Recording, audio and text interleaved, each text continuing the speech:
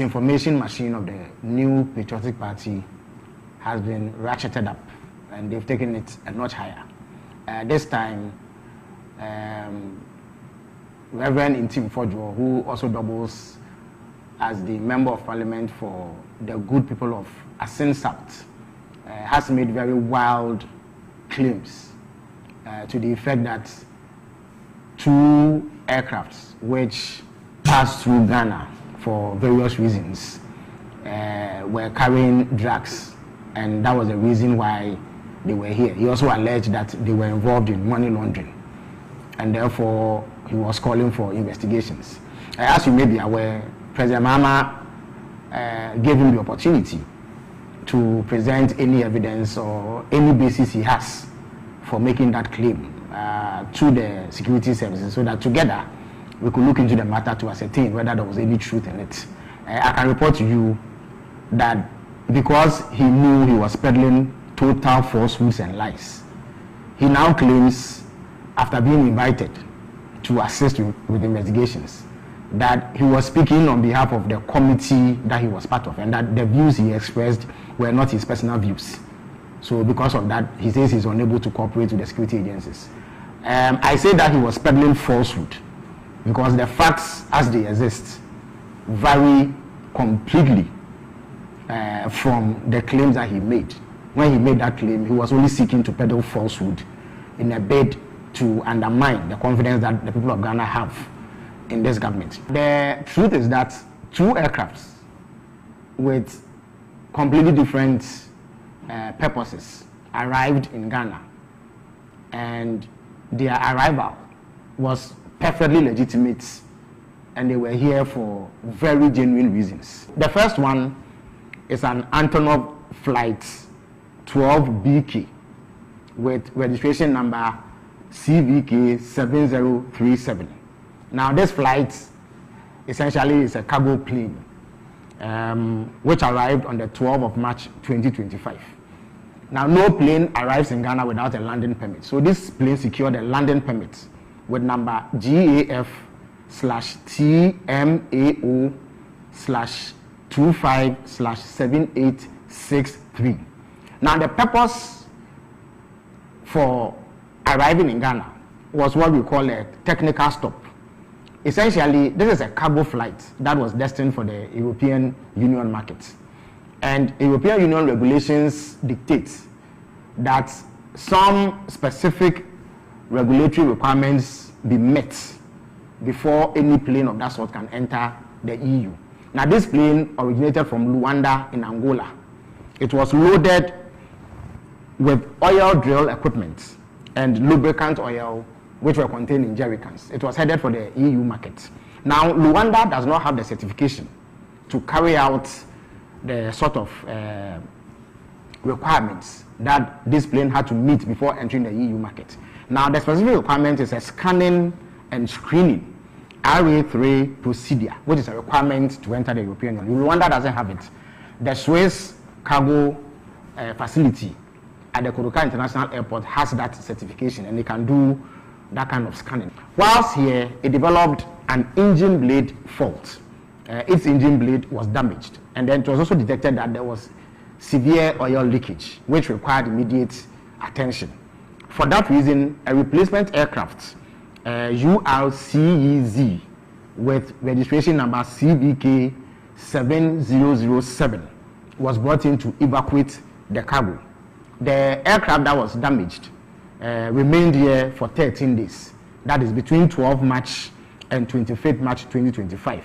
After it had been inspected by aviation security, officials of the Narcotic Control Commission, officials of National Security and National Intelligence Bureau, no contraband or unlawful commodities were found on the aircraft. Now, the second aircraft in question is a Hawker 800 XP with registration number N823AM.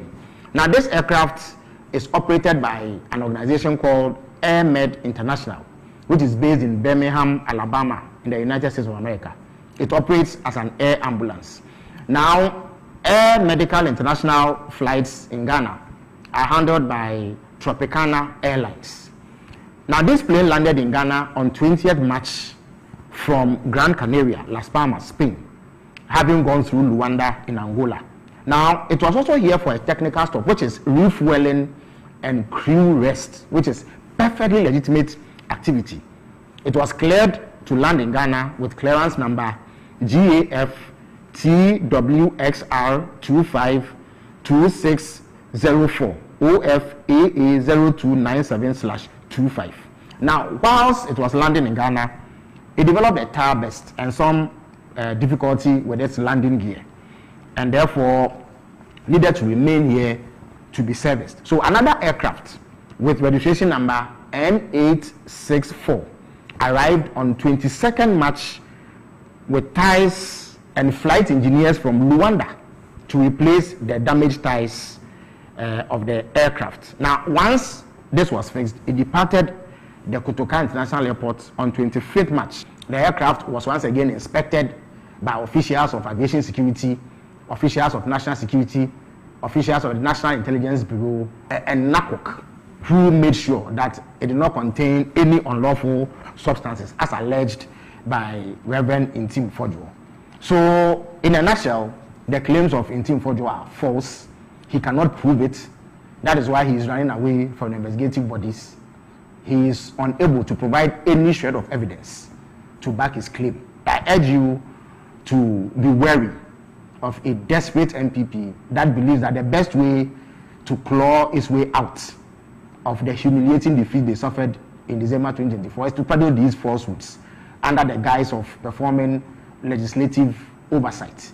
Whilst we welcome legislative oversight and scrutiny and criticism of any sort aimed at ensuring that we improve upon governance, it is important to condemn this level of political obscurantism, which is deliberately targeted at misinforming people and misleading the public and bringing government's name into disrepute for no reason. Reverend Intim Fojo has failed to honor the invitations extended to him by national security because he does not have a shred of evidence, and he will never be able to provide any evidence to back his claim because none of the things that he said. I would call it immaturity on the part of the Honorable MP. Let me confirm what Felix Uvuzukwachi said on the second ambulance flight.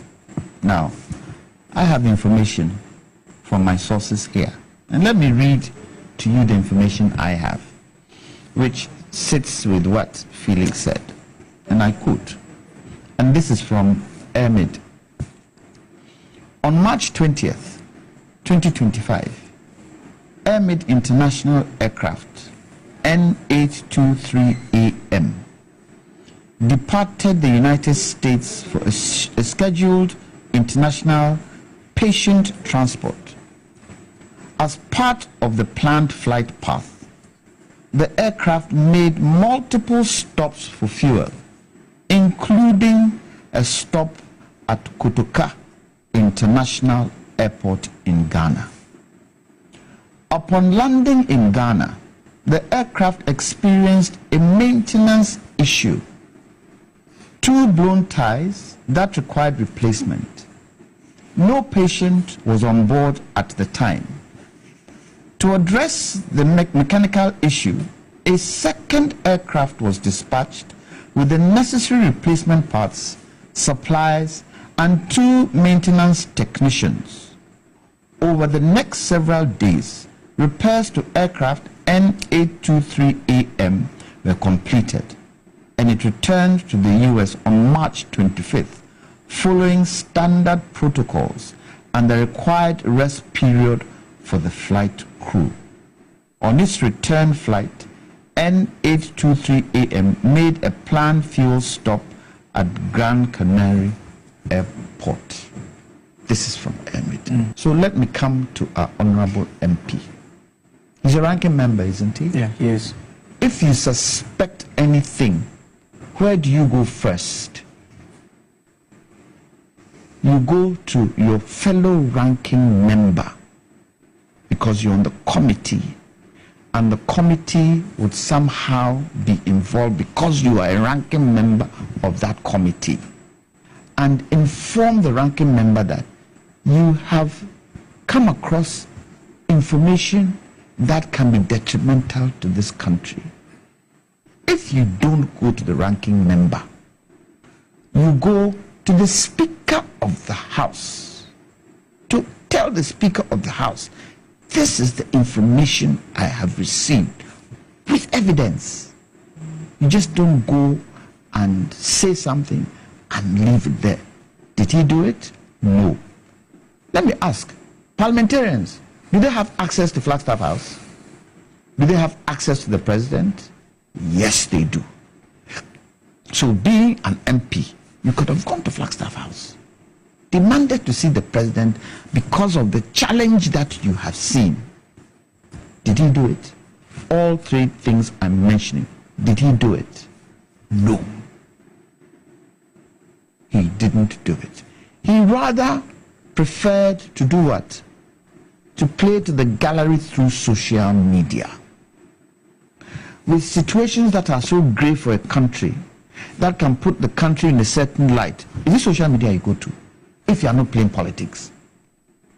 Is it social media you go to? That's why I'm saying it was immature. Now, let's come to the ambulances, the flights that came. I even wasn't aware of the first cargo plane that Felix Ofuzukwachi was talking about. Yeah. Let's come to the ambulances. Who gives them a permit? Let's take it for granted that there were drugs and money laundering in the flight. Who gives them the permit to land? Isn't it, I don't know the civil aviation, but it's the airport authority. When they give the permission to land, do they not ask, what is your mission? Once they land, who pays for the space? When you go to airport to park your car to pick your friends and your relatives up, do you not park? Yeah. Do you not pay for it? Who paid for that space? Are you telling me that the honorable minister couldn't have gone through all this to ascertain for himself first before even coming on social media? Was it done? And for me, what gets to me is the fact that he is a ranking member. And let me ask the question, is this the first time Kutuka would be used as a transit point for drugs? Is it the first time? No. West Africa as a whole is seen to be a transit point for drugs. It is known. Google, it will tell you, it is known that West Africa is a transit point, and it is something that we need to attack and do something about it. Now, the Honorable, what do you call it? Intim Fodjo. You know, can we say he has spread false information? And you see, this is where in this country we've got to get serious and got to make sure our laws work. Criminal Offences Act, Criminal Offences Act 29, Section 208, and this is what it says. Section 208 of this fact deals with the publication of false news with intent to cause fear and alarm. What he said, did it cause fear and alarm? All of us sitting here, haven't we indicated that the linkage, and really, I didn't see the link with the aircrafts and the cocaine that was busted in Takoradi. And if anybody is going to bring drugs into this country, why would they land in Accra when there's an airport in Takoradi? Why? So to transport it by road, they are stupid, that they know that on the road there could be security people following it or stopping them. Is that what he's telling us? Now, he is spreading, so far as I can see, false information. And what the law says is that Section 208 of the Act deals with the publication of false news with intent to cause fear and alarm. He's caused fear and alarm. If found guilty, the publisher can be jailed for up to 3 years. It's a misdemeanor. And if the laws of this country work, and the investigation shows there's no connection between the two, should we not enforce the law? Should we not? Will we enforce the law? I hope we will. I hope we will, for it to be a deterrent for anybody who doesn't have evidence to throw something into the public. Because you see, it's not only Ghana, the whole world. He put on social media, the whole world has got to hear. And what will they say? Ghana is a transit point for drugs. Memo akwa ba the bar TVXYZ baby awa wo hwemi bia no Friday's edition of Inside Politics number pacho bebre wo hwemi TVXYZ na wo tie me Power 97.9 FM in check asinkoma obibia otie wo Power 97.9 so na TVXYZ who's a TVXYZ you're free to air make sure digital platform no so na wo satellite no so ye wo so a obetumi ahwebi to obetumi afra foforo momo ina atumi ahwebi wo sa platforms ahuru na so Power 97.9 FM so wo multi TV Digibox audio channel na ye wo so obetumi etie bi na bibia etumi akonkan mo bia kwaba se mode mfidie no ato Power 97.9 FM na mo tune into TVXYZ so na ye call a social media platforms na and no so me pacho ye wo super pa 97.9 FM Power 97.9 FM Power 979 FM Wokoha ubehwe Facebook Live Power 979 FM Sasona XYZ XYZ Ghana no so dia obetumi ahwe bi TV XYZ Ghana me pacho be Facebook no so ye wo ho woko TikTok no so obehu yen sana XYZ broadcasting YouTube no so obetumi ahwe dwumedie bi wo so edia me de so Nicholas ya owusiosen obetumi afro Ken Nicholas me sam obi biara ha ewie bebia wo me bebia wa wotie me bia no ntia kese enkomo yepa mamemfa ntia emma ekukudama behind the scenes edwani no mo ye na betena ha me so me deliver at the amount wo sha executive producer Mr. Kelvin Asante ono na obomechi dom producer kese pa wo ko MCR me amenua Rav Jampu ansan Osofo Peter obehu Osofo Alex wo ho Mr. Emmanuel Kisi ansana Emmanuel nete omo na ehwe sound no ye ba cameras ye wo ogorananka sa wa ha Mr. Kofi Asante o ha sa so na mehu Osofo so wa ha ma omo so omo siesie me ma mehu Femiti Kesi shine kama Lizzie Tego ono so ebo mechi don papa ono we siesie me kama mamaji enkonya atena so na ansa na mebeji nkonya atena so na ye hu na ye owura janto ne nsem odi tudwa efa no ekwanya Reverend Tim Forjo member of parliament the ma asin south ne nsem bi odi abetudwa wutie nsem na Reverend odi betudwa na wo hwe nchirema mpenifu akofa de aba report fi airport company aba na ese bosimka nsem na okadon ekoye akohwisam atrobi yate flex ofosu kwache minister in charge of government communication yate saso nanu disem eno na Mr. Janto so edene dia bay nti esi ano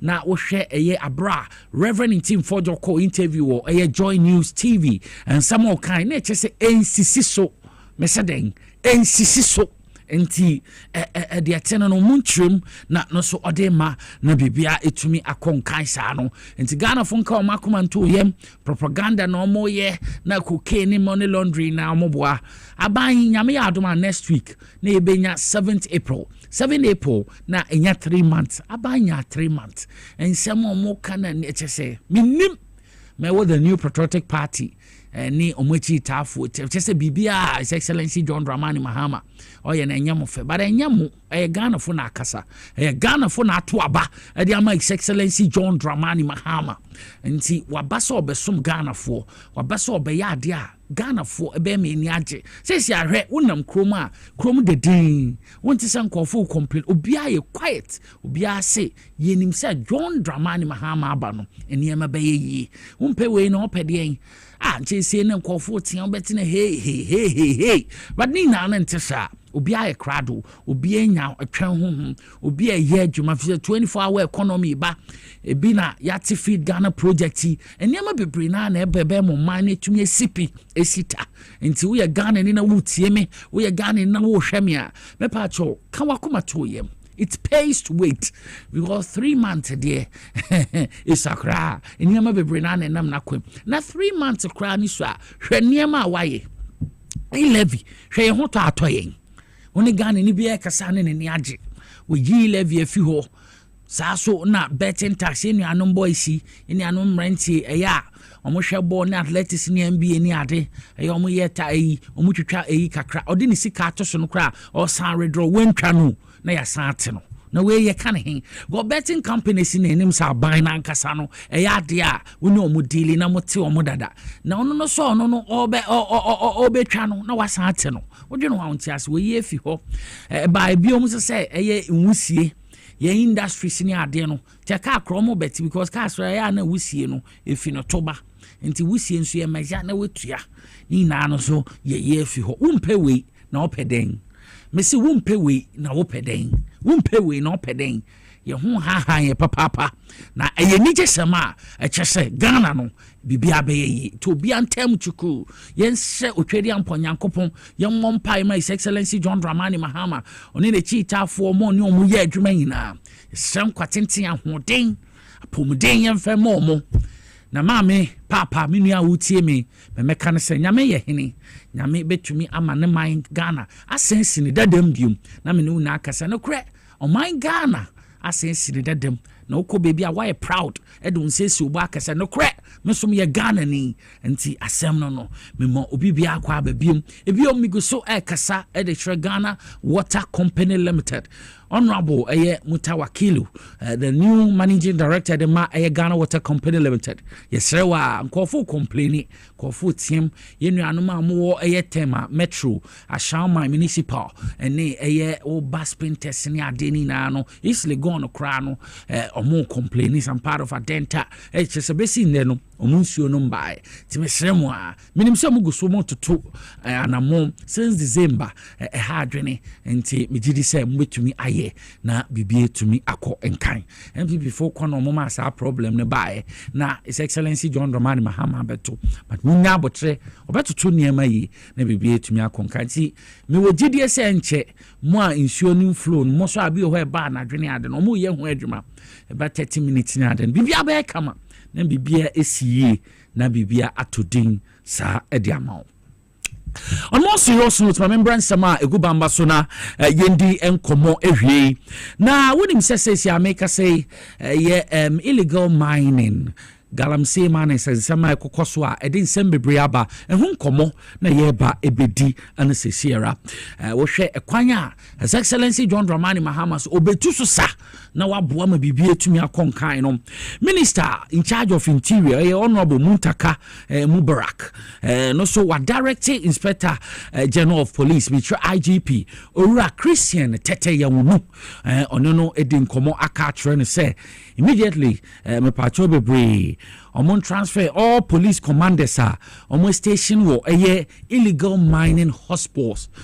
Mr. Minister, I'm sure what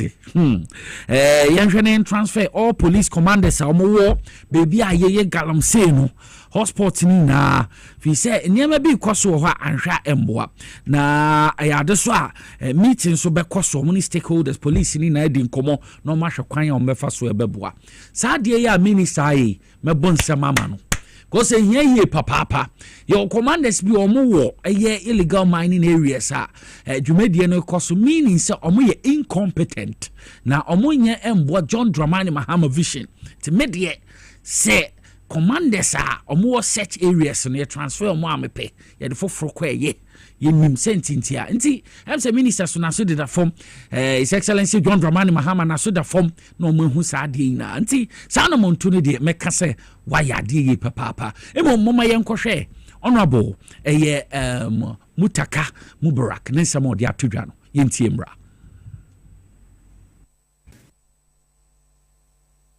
na ema say na say ya say ya say shame the forest of an answer and system. Let's see excavator. And then I think the same for chances of money. The information. If chances of money, CID, Monco, why the mind and I dare you. Number one. And the same. three things about fighting these violence. The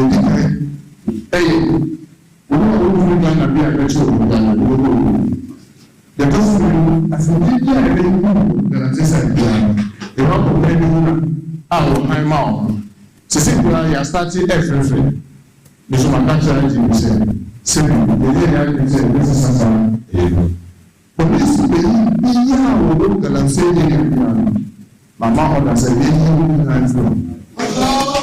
now you have a and the commander, divisional commander, or gonna say, piano, the same, or the castle.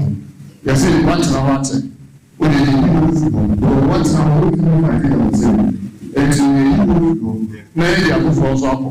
and they are the policeman. I thought I do.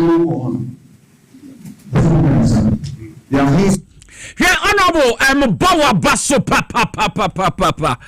Honorable, Muntaka Mubarak, Mbawa Basso, Minister in charge of Interior. Asama Wakan Krayemede. Ebe here, say a bet transfer police commanders or more districts.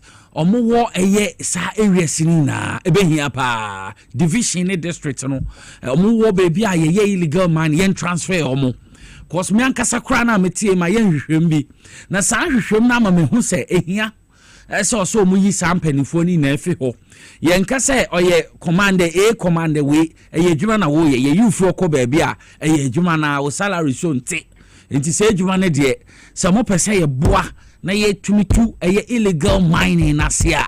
I think say sa changes no monye. Sa changes no ebe here pa police commanders because eto se bia ye we bi obekọ illegal mining. Wo hu me be ye. Mo bedru ho no operations fo no bedru ho no task force fo bedru ho no obi ani ho. Ni nyina na ye bibia ekoso a ya nhwe ne anti mun change omo. Mun change omo. I say he there me did say IGP from in there cause Monday there na be bring you transfer here pa also mu to me transfer omo na ye change omo ye nka so omo na ye but ye change omo because sometimes in the security no police mpedifo am wo sa various districts any divisions no hard when say security for ho police for ho so still sound made no koso enti me honorable Mutaka Mubarak menene ya adwen right direction na odi ato no onhwe na omon transfer omo pa na bibia entumi enkon kan pa na ensem no efa ne galam se ensem na yeguso ye kana no a wo so utie bi na wo huma ekwei honorable Mutaka na so assign bi ma direct police say omonya ntem na omo arrest na omo prosecute individuals me pacho bebre omo de your friend is involve ho e fan kwan a ye de elections niam call you almost say niam ntokwane me no hwe na arrest no prosecute ntentema because bi mu di nkwasi asem bi mu ye niam bi a na mfata na ese enti no so direct IGP so onto sa na mo no na ye hwe na yakoma nto enyim because ye ntena ho ibeto aba na bi mu ye nkwasi asem no meka ho hwe na arrest no prosecute enim ya na ye entoye muma ye hwe ono somra. And I must commend the police administration once more that for the first time no single shot was fired from the police in this election. And all the skirmishes that we had was all coming from others but not the police. It shows the professionalism in the police, and I hope that all those who misbehave in one police station or the other, the videos that you have, I as your second minister is going to support you to ensure that those individuals are brought to book, so that next time when you decide not to fire any arm, people will understand you are not firing because you are going to pursue the perpetrators and bring them to book. So I want to encourage you to take up that very seriously, that almost every station or police station that people misbehave and you have the videos, please bring it forward and let's prosecute those individuals to serve as a deterrent that when there's an election and the police decide that you are not going to fire at the police station, people will not take it for granted that your inability to carry arms or to fire guns at the police station is a sign of weakness. No. Honorable Muntaka Mubarak, Minister in charge of Interior, Nyamin Shao Papa. You say a crime in the expiring date. And crime in the expiring date. And yenim conform with Dibone pa. And wow videos in the wow winning more yes, I know so videos in there. Why not? Fairbairn Police District Command be na division be ben region be na police functions in two sosa. Cause be mu bon confu any idea. Yenim say your election see peaceful, but still, you be ye near ma na here. And near ma na deserve the peace of Ghana. Enti sanya mani nyina no or say umpenifo to wana mo. San konfo ne hu ye ni momo ye ni bi mu ye community area ye vicinity. Ti ye tumi kire ye videos a ye mfen kire because ye nsuso sanya ma no so ye ma san konfo no kwan ya prosecute omo na ya mfan kire echi ma no momo nsura sa di besa akoso police station bi no obi aba gidigidi no abefa box no tutu no tete no hye no meka ho ya de a ma timemfo no ebohi hu na edi hu suro de ba enti se wo dance die wo videos bi woni momom yes why not yema police for asonte ya arrest omo yem prosecute omo amanye sua de amanye bibia ye behwe so na di hu ato ekirima no so na saade ye hu biom ehia pa monfa nye bibia ebe ye nkaye do aye de behwe enti yesre say impenifo so ntu sa na mon me cause ye pese elections aye peaceful ibi muso aye o madwen so o makwan ma bato no niema enko asomdwimle niema nye boko enti yesre impenifo police for mon hwe na muntu sa na mon mama mon da so muntu sa na mon munye hu adwuma na bibia betumi akonkan na bibia etumi adadin ejamaye na bibia etumi akonkan ti eye beda honorable eye Muntaka Mubaraka Sibebre was asemi so a watumi aka kire eye police for bi say commanders onu mudi nkomo no ebetu susa na bibia etumi akọ enkan ansa na ye be hye eye show na so no ye dika ye hu eye honorable Kwache Ofosu in charge of government communication minister and then some of the two dra and chair na Reverend Intim Fojo so for the betu just say ambulance flight to be ABC Kotoka International Airport or Baba Fairway cocaine and some money laundry or then some bebre by His Excellency John Dramani Mahama or ye obia utia semunti or tia no so problem in ho Intim Fojo problem in your wakamati meshe na many agencies are omoka bia wom omudi djuma omohwe security agencies no bi na COC bi NIB national security no mu na abedin sa woso na sa asemi omahwehwem and this mri bi a president bi ne ne vice president say because no so entesa say no ma be clear no so no we men da so me masa de ye nkoso ya de a me mo mahwehwem when honorable Muntaka Mubarak so we raise concern on nsem na aba no ne niema bi a ekoso ha adwene ye papa wo hwe ye drug abuse so a ekoso ye Ghana ha niema bebre ekoso a waka ho asem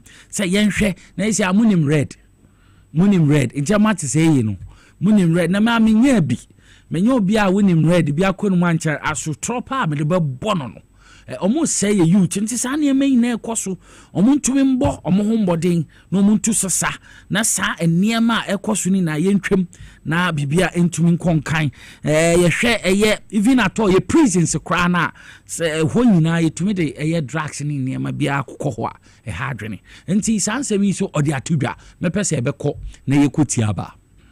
It's very shameful to say this, that we don't have even X-ray scanners in our prisons.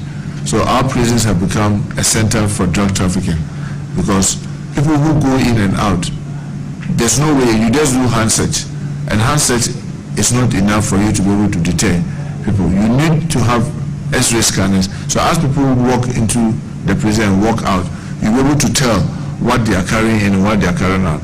Because we lack this, our prisons now become center where they trade in drugs as if it's in the open market. And this is something that is a danger to all of us. What are we doing about this? We are trying to introduce technology where we try to get these scanners. We put CCTV cameras across our prisons, so I'll be able to watch what is happening into the prison. But this is not enough. Feeding is even a problem. And as you might have heard me say, since 2011, we've been feeding our prisoners with 1 cedi, 80 pesos a day. Even school feeding, where we give our children just one meal, it's just been increased to 2 cedis. And yet we keep adult prisoners and we feed them 3 meals at 1 Ghana cedi, 80 pesos. I simply ask, even the pets that we have in our homes, how much do we feed them with? And something now, no, Honorable Mutaka Mubarak. Ono dia to dwan wo hwe eye drug trafficking e koso e various prisons no so e ha dwene ye papa ebe na so obi aye nkosua o de command dofo bi wo eye prison wo be na nkosua no sabi o mo de read ahyehyem enti nkofo to de read e de hyehyem nkosuam aduanem ene meka ho no mo de akoma nkofo prisons wo te sa ne ma no kore ha dwene prison o mutumi nipa sabi wa mugu prison o mutumi ton eye read wo ho eniema cocaine ade ekoso eyenim gwasem o man Ghana nti wakase eno so ya ade interior na tu o mani ahwe ko say ha dwene ye papa sa edwadie bi o mudidi wo ye prisons wono ko che prison de enim say ye ne nipa na ekọ na ya confine ma niema bi o ho wo mo obesesa nso sa niema na obi kra ho a memini mo obi a wako prison a sebiwa na read ni ade on smoky da no smoky da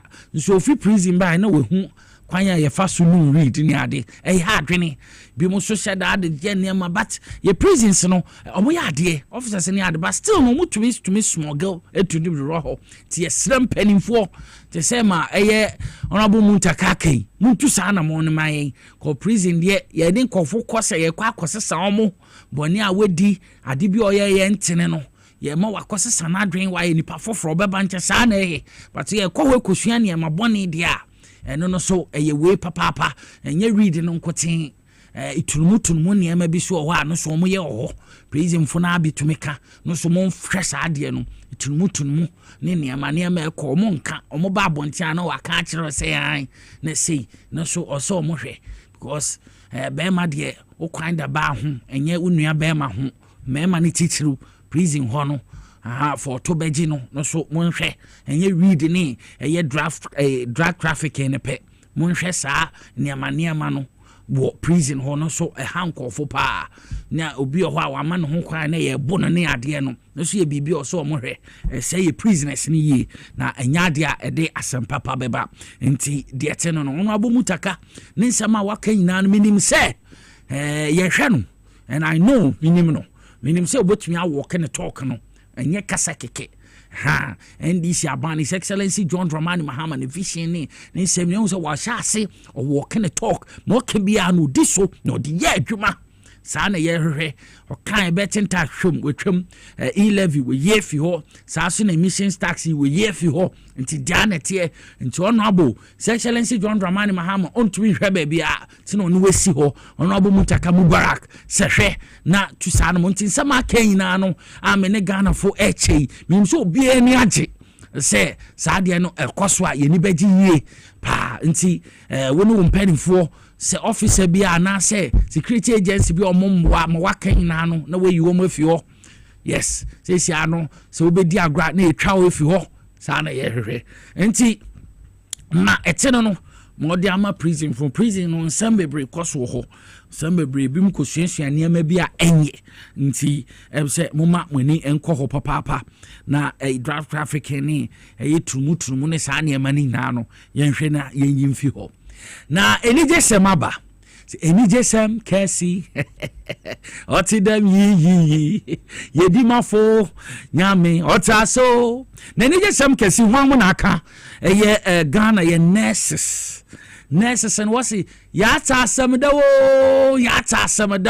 ebi so se mensaka na bisa said there na ye nurses nsaka good news abeto mu ne say ye nurses nsaka alawa Alawani Yomu. Ye nurses no omunsak alawa nti omo reserve alawa na wo hwe jubilation celebration enija everadwe nti ase so nti se wutie mi a His Excellency John Dramani Mahama omo ka say obebetwam omo ka say obebe yefi ho oka obeyo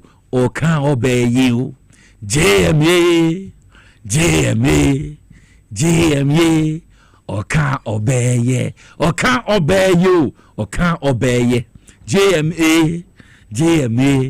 JMA Oka obeye yanko hwe jubilation celebration a yen nuanom nurses no ahokeka ba mo mfu se omunsa aka yalewa yentie mra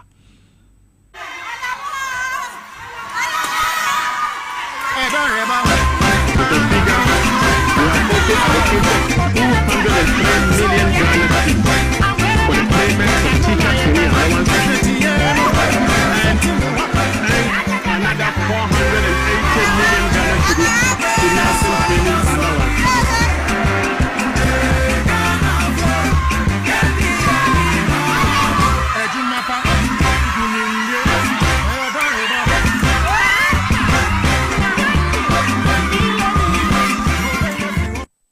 Where dia me pesa mo sanse subium monti subium na ndwom no kra jigami na Friday monti subium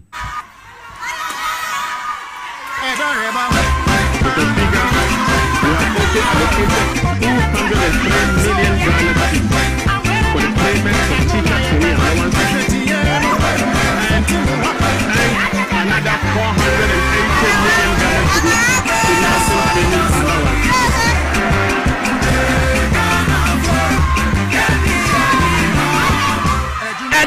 no nursing students no na ye hu omo no nursing students na ye dede wo various dormitory omo because omo receive alawan we no nkwaje table so wa wo phone so ping na aba no it's on omo di asa no His Excellency John Dramani Mahama yenya udeni wuye buey His Excellency John Dramani Mahama yenya udeni wuye buey oka oye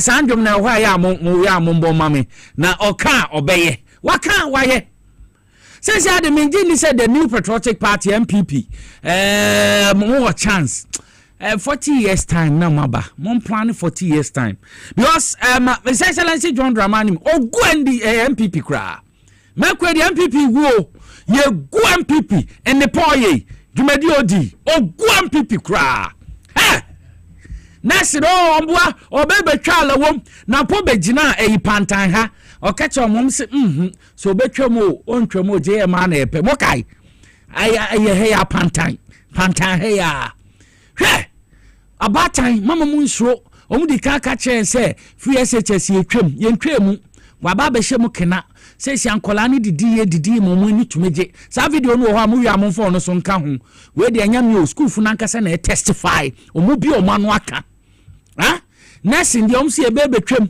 nursing alawan babio etisete Dr. Mahmoud Bawuni onamo ye campaign na alawa kra wakam nsuru onim omode man drain ne nani maseson se saade a me free minister na omaye ho bibi na ewo no de chechiman omode wo no de ojo kasa de enti sa program no krojaye to be campaign ya no ne nkofu edi nkomo ye de wo no chechiman do ya no twa sa program no mu oseso on na nam kronim sa alawa no kra wakam obo betwam His Excellency John Dramani Mahama 3 months in a kra nyambayo nyame ya adoma 7th April ya no obenya 3 months wo office ye hwe niema oye ye school mo wi abayi fo no ho SHS ye ma no SHS fo no de no ho so a na mo yo no bi so aman SHS fo mu di aduane papa man kola nan kasa bi o manu aka say John Dramani Mahama ye nye odeni wo ye buwe because MPP dina so kan say SHS no ba betwam MPP beka che say review no motin collapse obebe gunu kra obe collapse obe yefi hopa enso we review ampa omaduane sem na ejina ye ma bibia e kama na sisi so msala we betwam anya His Excellency John Dramani Mahama ba 3 months ni obi enya na lewa wo phone mobile phone na alewe na edasui mena meka na wa wo hwa wo tie wo hu de do mo ye mo SHS de na mo ntwe ma me na no yi ono so nche eye magana fo na yen hwe ye nkwala no free SHS o mo se ne de gu ye ni mase ka se NDC ba betwem mo hwe o hwa ho ka enije nkwala na nkasa voice ne wo ho amoma nkwala na nkasa kosua mienu kama pa mu dinya tunye sua de ye voice ne wo ho amoma ntie voice no. Wow, the first time in Senior High dining hall history. There has been never watching an egg at the dining hall before. And when a zoo came to power, we are now eating watching like if you're watching any akonose, any position, a zoo, and a dahono. And a dahono, man can't show said your mahama bay, and a dahono. Men America, students in Ankasa Neka. Kosuemi. Na do time no more dear monongo, ngoko, no more dear friend Kolani indi. Kosua Kroyendi.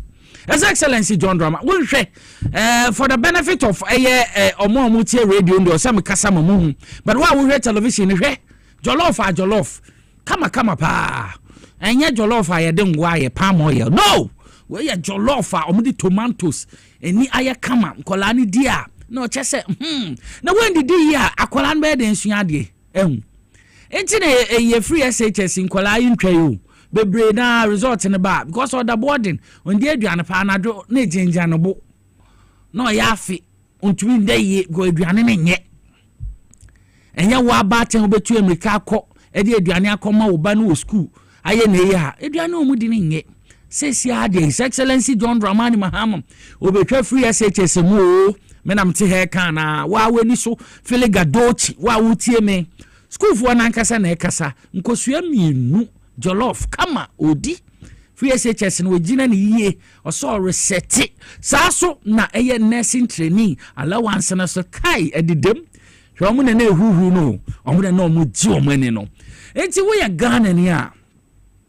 His Excellency John Dramani Mahama ni NDC ni MPP wo ko fa MPP otoje wara Fancy otoje wara e won tell one na won blow we filiga dochu we ni tuom yendi njaw NDC reset mine no nyame aduma next week Friday touch my feed Ghana omo the program ne ba yankasa ebedua ne yenye duane no wa ha ne yetumi di His Excellency John Dramani Mahama true the sector minister honorable Eric Opoku omo so decide dwumedie ne ba feed Ghana next week omo launching wo eye touchman Bono East region we enye ba ko bi no planting for food and jobs omo ye ti de mo se board ye no de besi ministries na minister kita doma kran board ye anu kra me hu na che e wa de tie inti Ghana for asempa etia John Dramani Mahama ne 3 months ama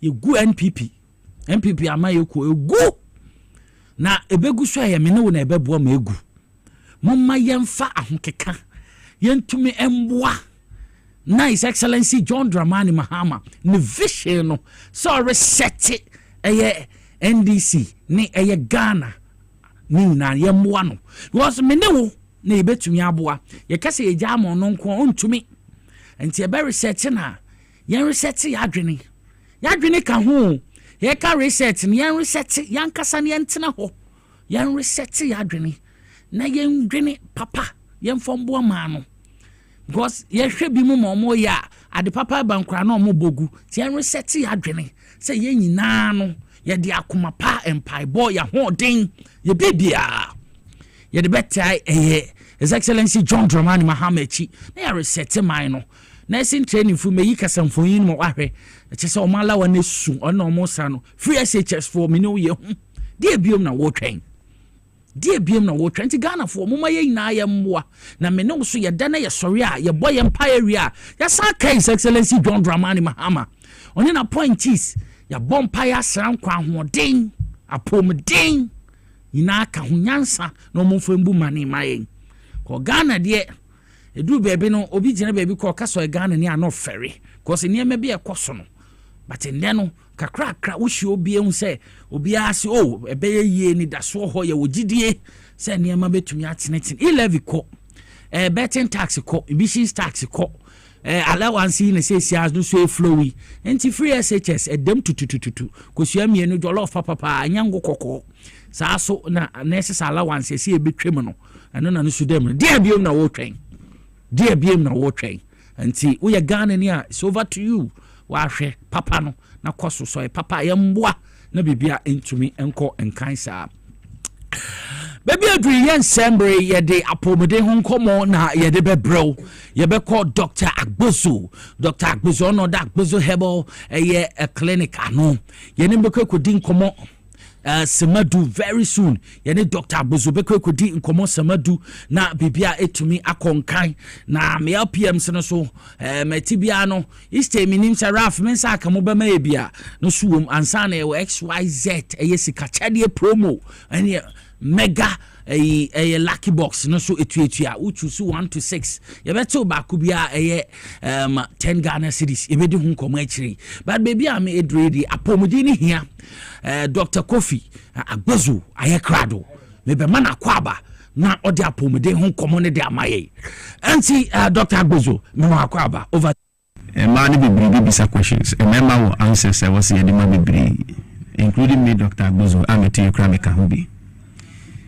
enti ye me Dr. Agbozo de me tuwe no medical ahihye me bullet ni me bibi hadadada me ye me ho aduro dindindi enti wo so bomodian se wo no so no obaba Agbozo Herbal Clinic na wo so no waba no abaju bullet na odi akodi long weekends no when your friend say Kofi na ko do yire eduane weekends we your friend Kofi na ko du yire eduane se wati ase na mama bebre anu betu na anu na atu ne se bi oni appetite a wodi ka eduane mu ne be mama nkasa no anu betu yam penny senti Agbozo Dr. Agbozo ma betena ka kire se efi ochira anopa 7 o'clock tiyemu ochira anopa 7 o'clock ekoko pim enimre 5 ansa na Tuesday no bedum pacho na be me bia na bullet are ready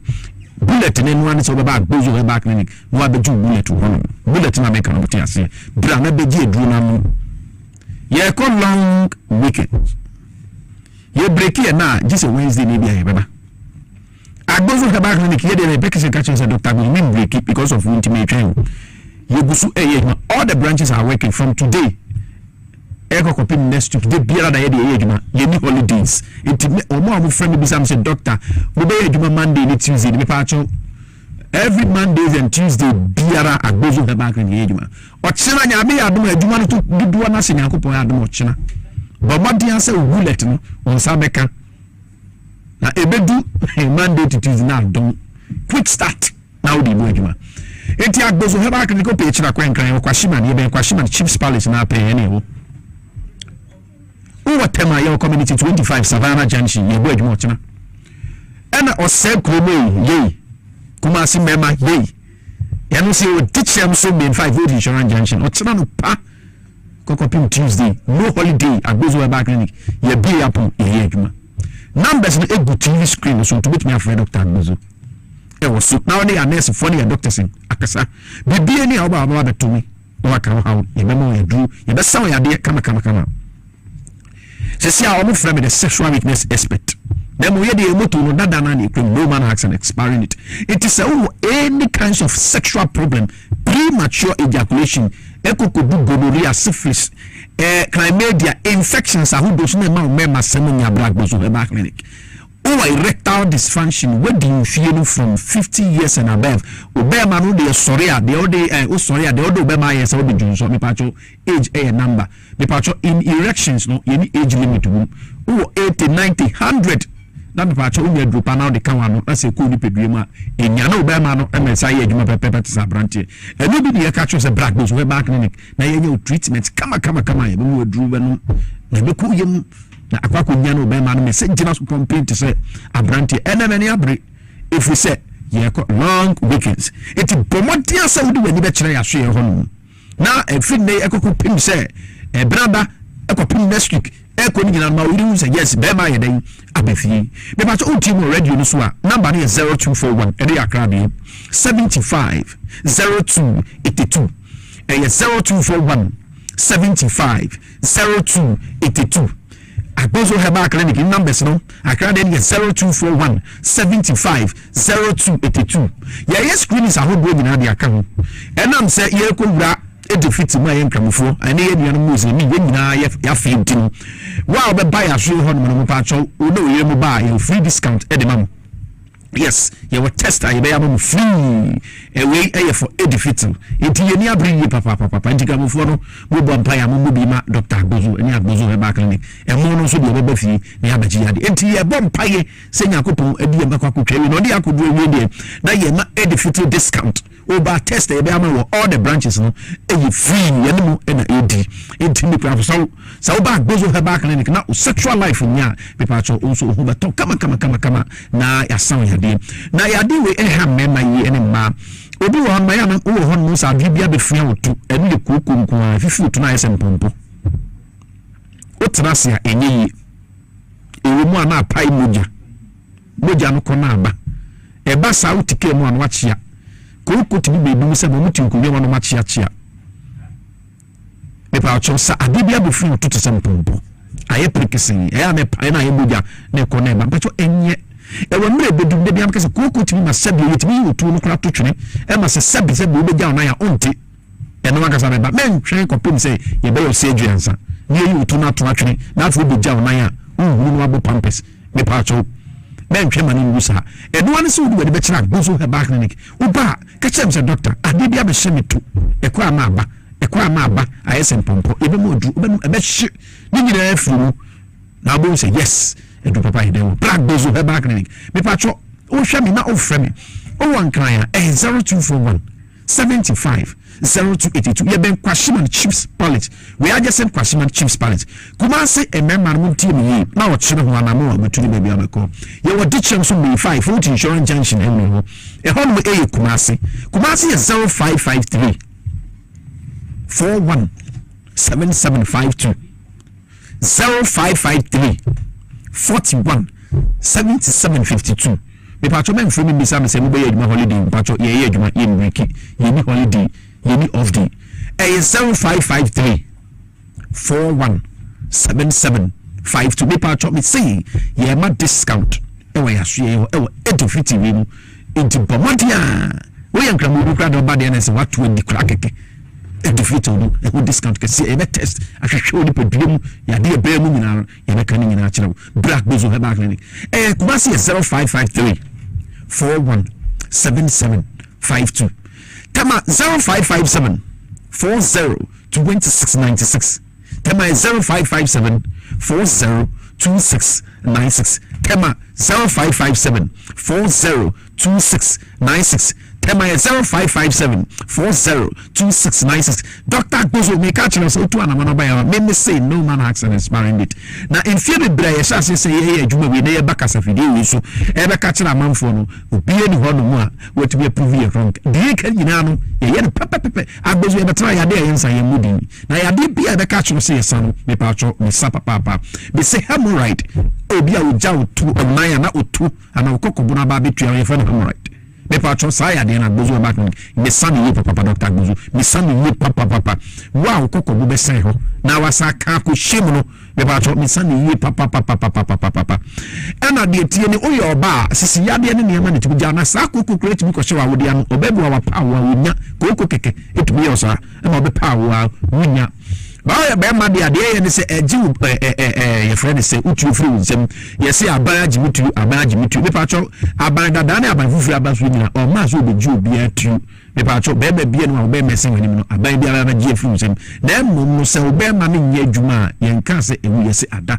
bo modia se Agbozo Herbal Clinic udi wani be kire ya so ye no wa ba me ayo treatment me patro won kan ha no ma patro so ma man to nya me adom ochina tie me ye she adwuma se 7 o'clock am anapa kan ni a she adwuma na se 7 o'clock am sira a special treatment day because you be this sala no na sala na because you afiri yeso be kire ye no say ye ko office asaba nti be ma be fi numbers no 0241 75 0282 Agbozo Herbal Clinic number is 0241 750282. Tama 0557 402690. Tama your community 25 Savannah Junction Dowenya Road. Ye the Death Track Estate e be dim hwe ni mu ya Wabrunsan so. Oba kwashim na no so a ye Ben Chiefs Palace na no so ya Wabrunsan so. Kumasi ye Old Insurance Junction made 5. Old Insurance Junction e wo teacham so pay ye ne nkramofo asori dan ketwa na wokora no e na edi hwe ni mu pay wo ba ye be test ahodo bia na be ma no problem e wo ho no ya pamina fu no me pa cho se prostate e na how Johnson kitinkitim Johnson tentem infertility e ye awo amane awo ho asam be pa cho ni nyina agbezo ba kan se fa be dan ye nsa ye de obeba ya so ye pa cho obeba ya so ye na ya ye ififi no ade ififi mu ye ho treatment kura ye be de ye be mo intimate sero say ye be di sala no ye fa so ye ni boko dem mom no o tena ko ni di treatment ankasa ekokopin Tuesday ye ni holiday bia wo ti fie na ye twem so baba na do ya de ya da abre enti mo low sperm count no akonya na ba be down Monday na Tuesday na wonko adwuma no ada na mfa yire ne ma na mo nyiri nyina mo ma me test na ye hwe ni pakra se be problem no no na ye nsome from Namunko inflammatory prostate enlargement infections ahodo when you breeze ya ojo so a na moja nkitikiti di akire obema mo kekao oba wase ekekao pump and bifu wase insu egu ne nye ne nyina ya Agbozo Herbal Clinic me pa cho yes kasadodo e hanentam toponko intin asamro e na me da to enimo numbers na 0241 750282 any question and akumasi 0553 41 7752 Tama 0557 402696 Agbozo Herbal Clinic is in Bowman Haxen expiring it Nyame had much chana kodi me shira me 7 o'clock yamanopa Tebiara da ye ho so ye betro Nyame shira so hen TV.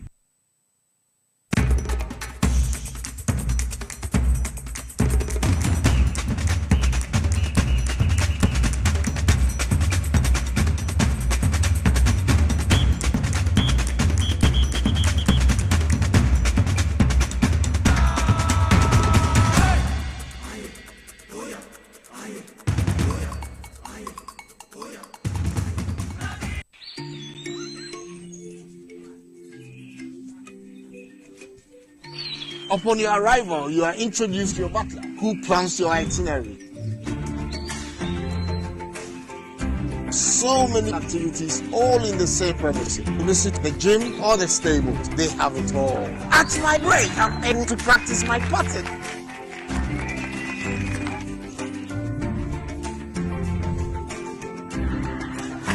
They used only electric vehicles here. This creates a serene environment. I'm told it's over 1,000 acres. My cabin here sits on 2 acres with a large terrace space overlooking my private swimming pool. Now this is royalty.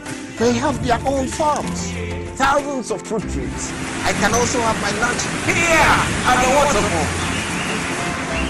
Quite a beautiful place you have here, sir.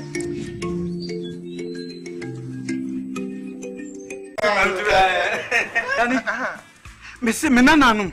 A group passa a bit bravo to be doing. As for me, I take very good care of my grandkids. Ye dear grow, na yes, sir. A room may be crana.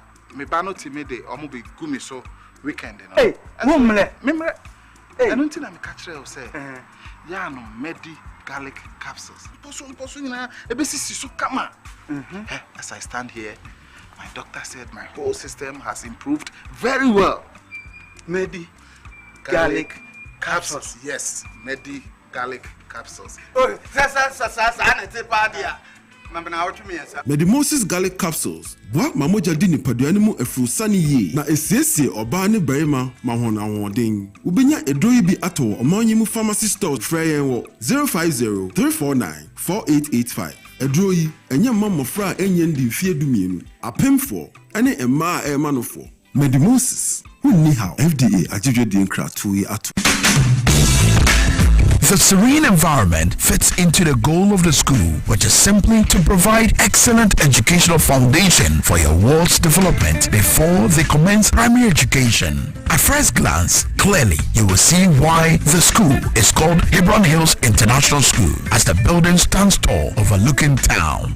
With a Montessori style, we have experienced and dedicated staff and trained teachers. Our small sizes classrooms are meant to enhance teacher-focused approach where children get one-on-one attention from the teacher. Hello there.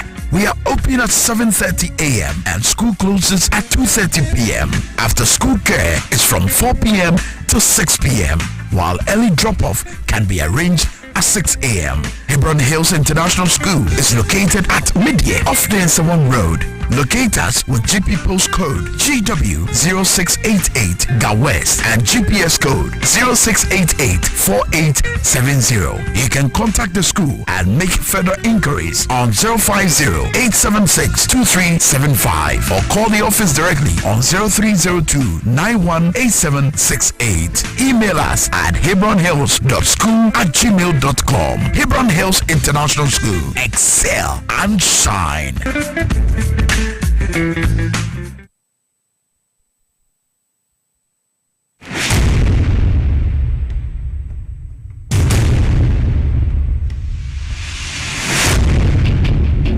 The average human body mass should have at least 60% water for optimal performance in any physical or mental exercise. We can help you maintain it naturally.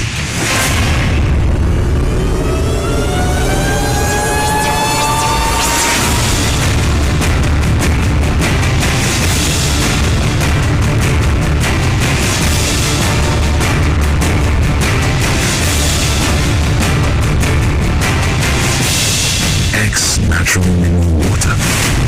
Simply natural. For bulk purchase, call 0596-273-546 or 0596-273-547. This advert is FDA approved. If okra na menyisika, etia ye mefui. Ehifa pa na menya bosia, edia tre medjuma yimu. Kai kra mabre, menya bosia ato taxi fufu. Suhum Rural Bank. Suhum Rural Bank.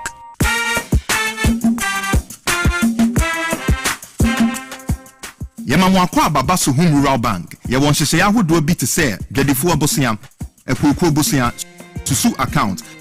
Ene da so wo ho savings account. Me bada chain savings account. Ene de keka ho. Suhum Rural Bank was 03422919896. Na won so wetumi aka sɛ Suhum Rural Bank. Ama ene mayeka una.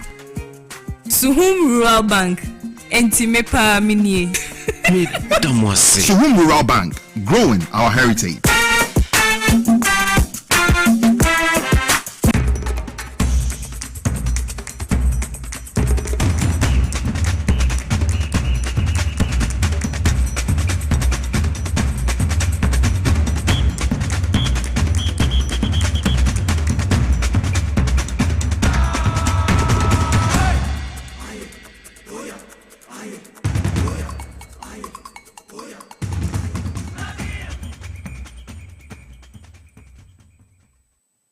Wakwa Badeba TV XYZ baby awa wo hwe baby aso wa wotie wo power 97.9 FM embredre kuko da magin konya atena so ayeba na enseme gubamba so no yeba be di ehon komo enti baby obi an memfa wonsa enka afidie no ma enkoso na enda haya yewo eye list wo nana poku waha list wo nana poku waha oye eye executive director ma GAC nti oha yebetene nkasa so na yenua Kasim Isa ono so ka NDC communication team no ho osan former youth organizer de ma Lojokuku constituency ekuku da mena me no mo ebedi ejuma nti ma menko na mema list one na poku akwaba this are Fridays in the per se no kaso pa almost ye free bibi bojaye Inti say finishing hard.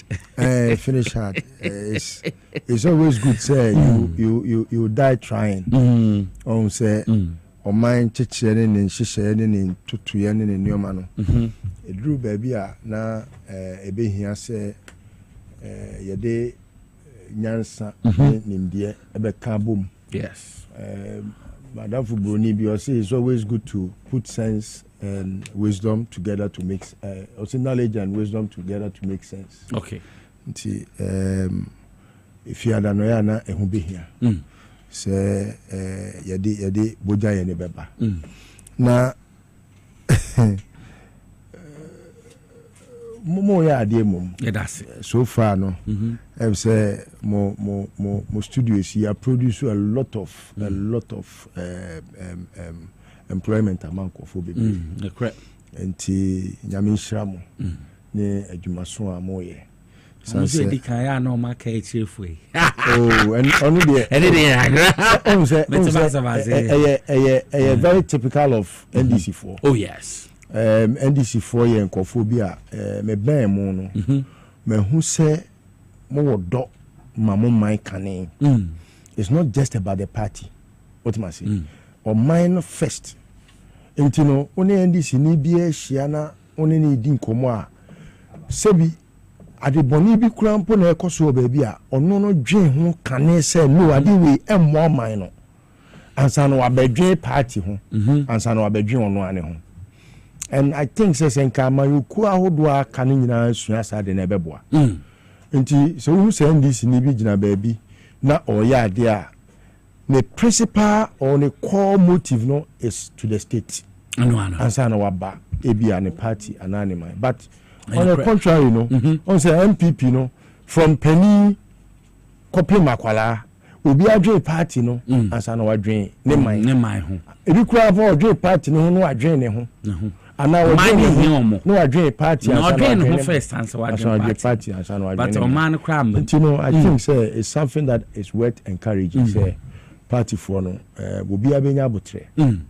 Oh, the principal word is abutre. Abutre, okay. The son say, penifo sise wo de abotre dwa aboan tatia na otimi hunu nso no ene ne brebo ene correct the kidney ne de e na wo down but say wo de kukukukuku am penifo se from ade huhu pade a wonya ampa nti ene boja ye no me de fai bebe ye futuo de ma bibia because party for ne de e wo se mo hu sese bi enam edua so na hunu so no correct enam mo so na aban we aba sebi untimi mfa wonsa enwene ade na unsa mfa wo 98 aso oti ase ade a yede ensa nwene ne yede 98 aso eye friend say doormat yes ni say o man ne doormat ntini ne reset na ye reset a ura Muhammad ye nyina ye nim no e o si nyina ye hu say ekwan a ye fa so a amamboye fosem ne nyoma na ekoso aban dada na penso a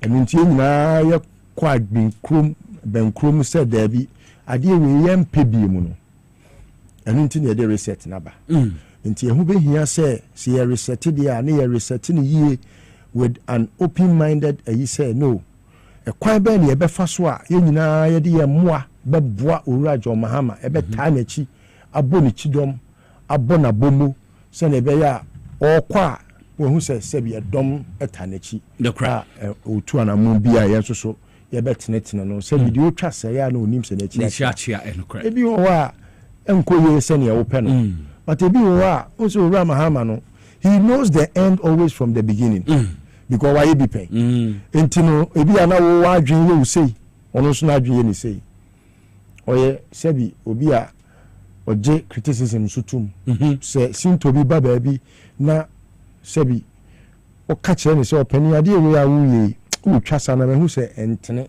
e wo se nka wo ye ni se ya ojitum he is a very consummate democrat on fa ne democracy ni agrokra entino de akwa chiu de enko ye ni nyina no ye suesu adwi nyina no na ye hu hawa ye nso ye beye ekwan a sebi o enkofa watimi wakame. The devil is always ready to divide us and rule. What must say?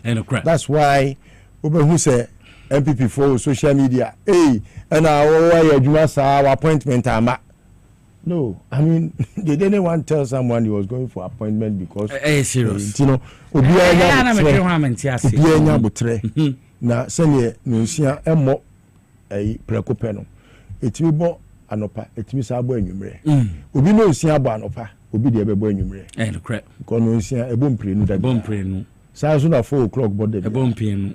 2 o'clock but there be 1 o'clock but twice 2 o'clock but twice it is na was obi ehu say obi 1 o'clock abo anopa obi de ebebo amache obi de ebebo awia 1 obi de ebebo anadu 2 obi so de ebebo omache eno anu we twa ni tiawa obi ade na ti obi enya bot medas wo ho mamemra also kasimisa baby ofie boko yeda nyame ase baby a constituency boko ejuma muso ejuma muso port what to say port wo nyame nchade yeah baby a so fine yo baby a so fine just that so awonim aban fufuro so definitely say na me senior brother kan resetting that is the agenda adin so there reset baby a bon say some friction be beba kra formatting baby exactly you know sanya manana ha system because also Ghana for and NDC for just no can we always think about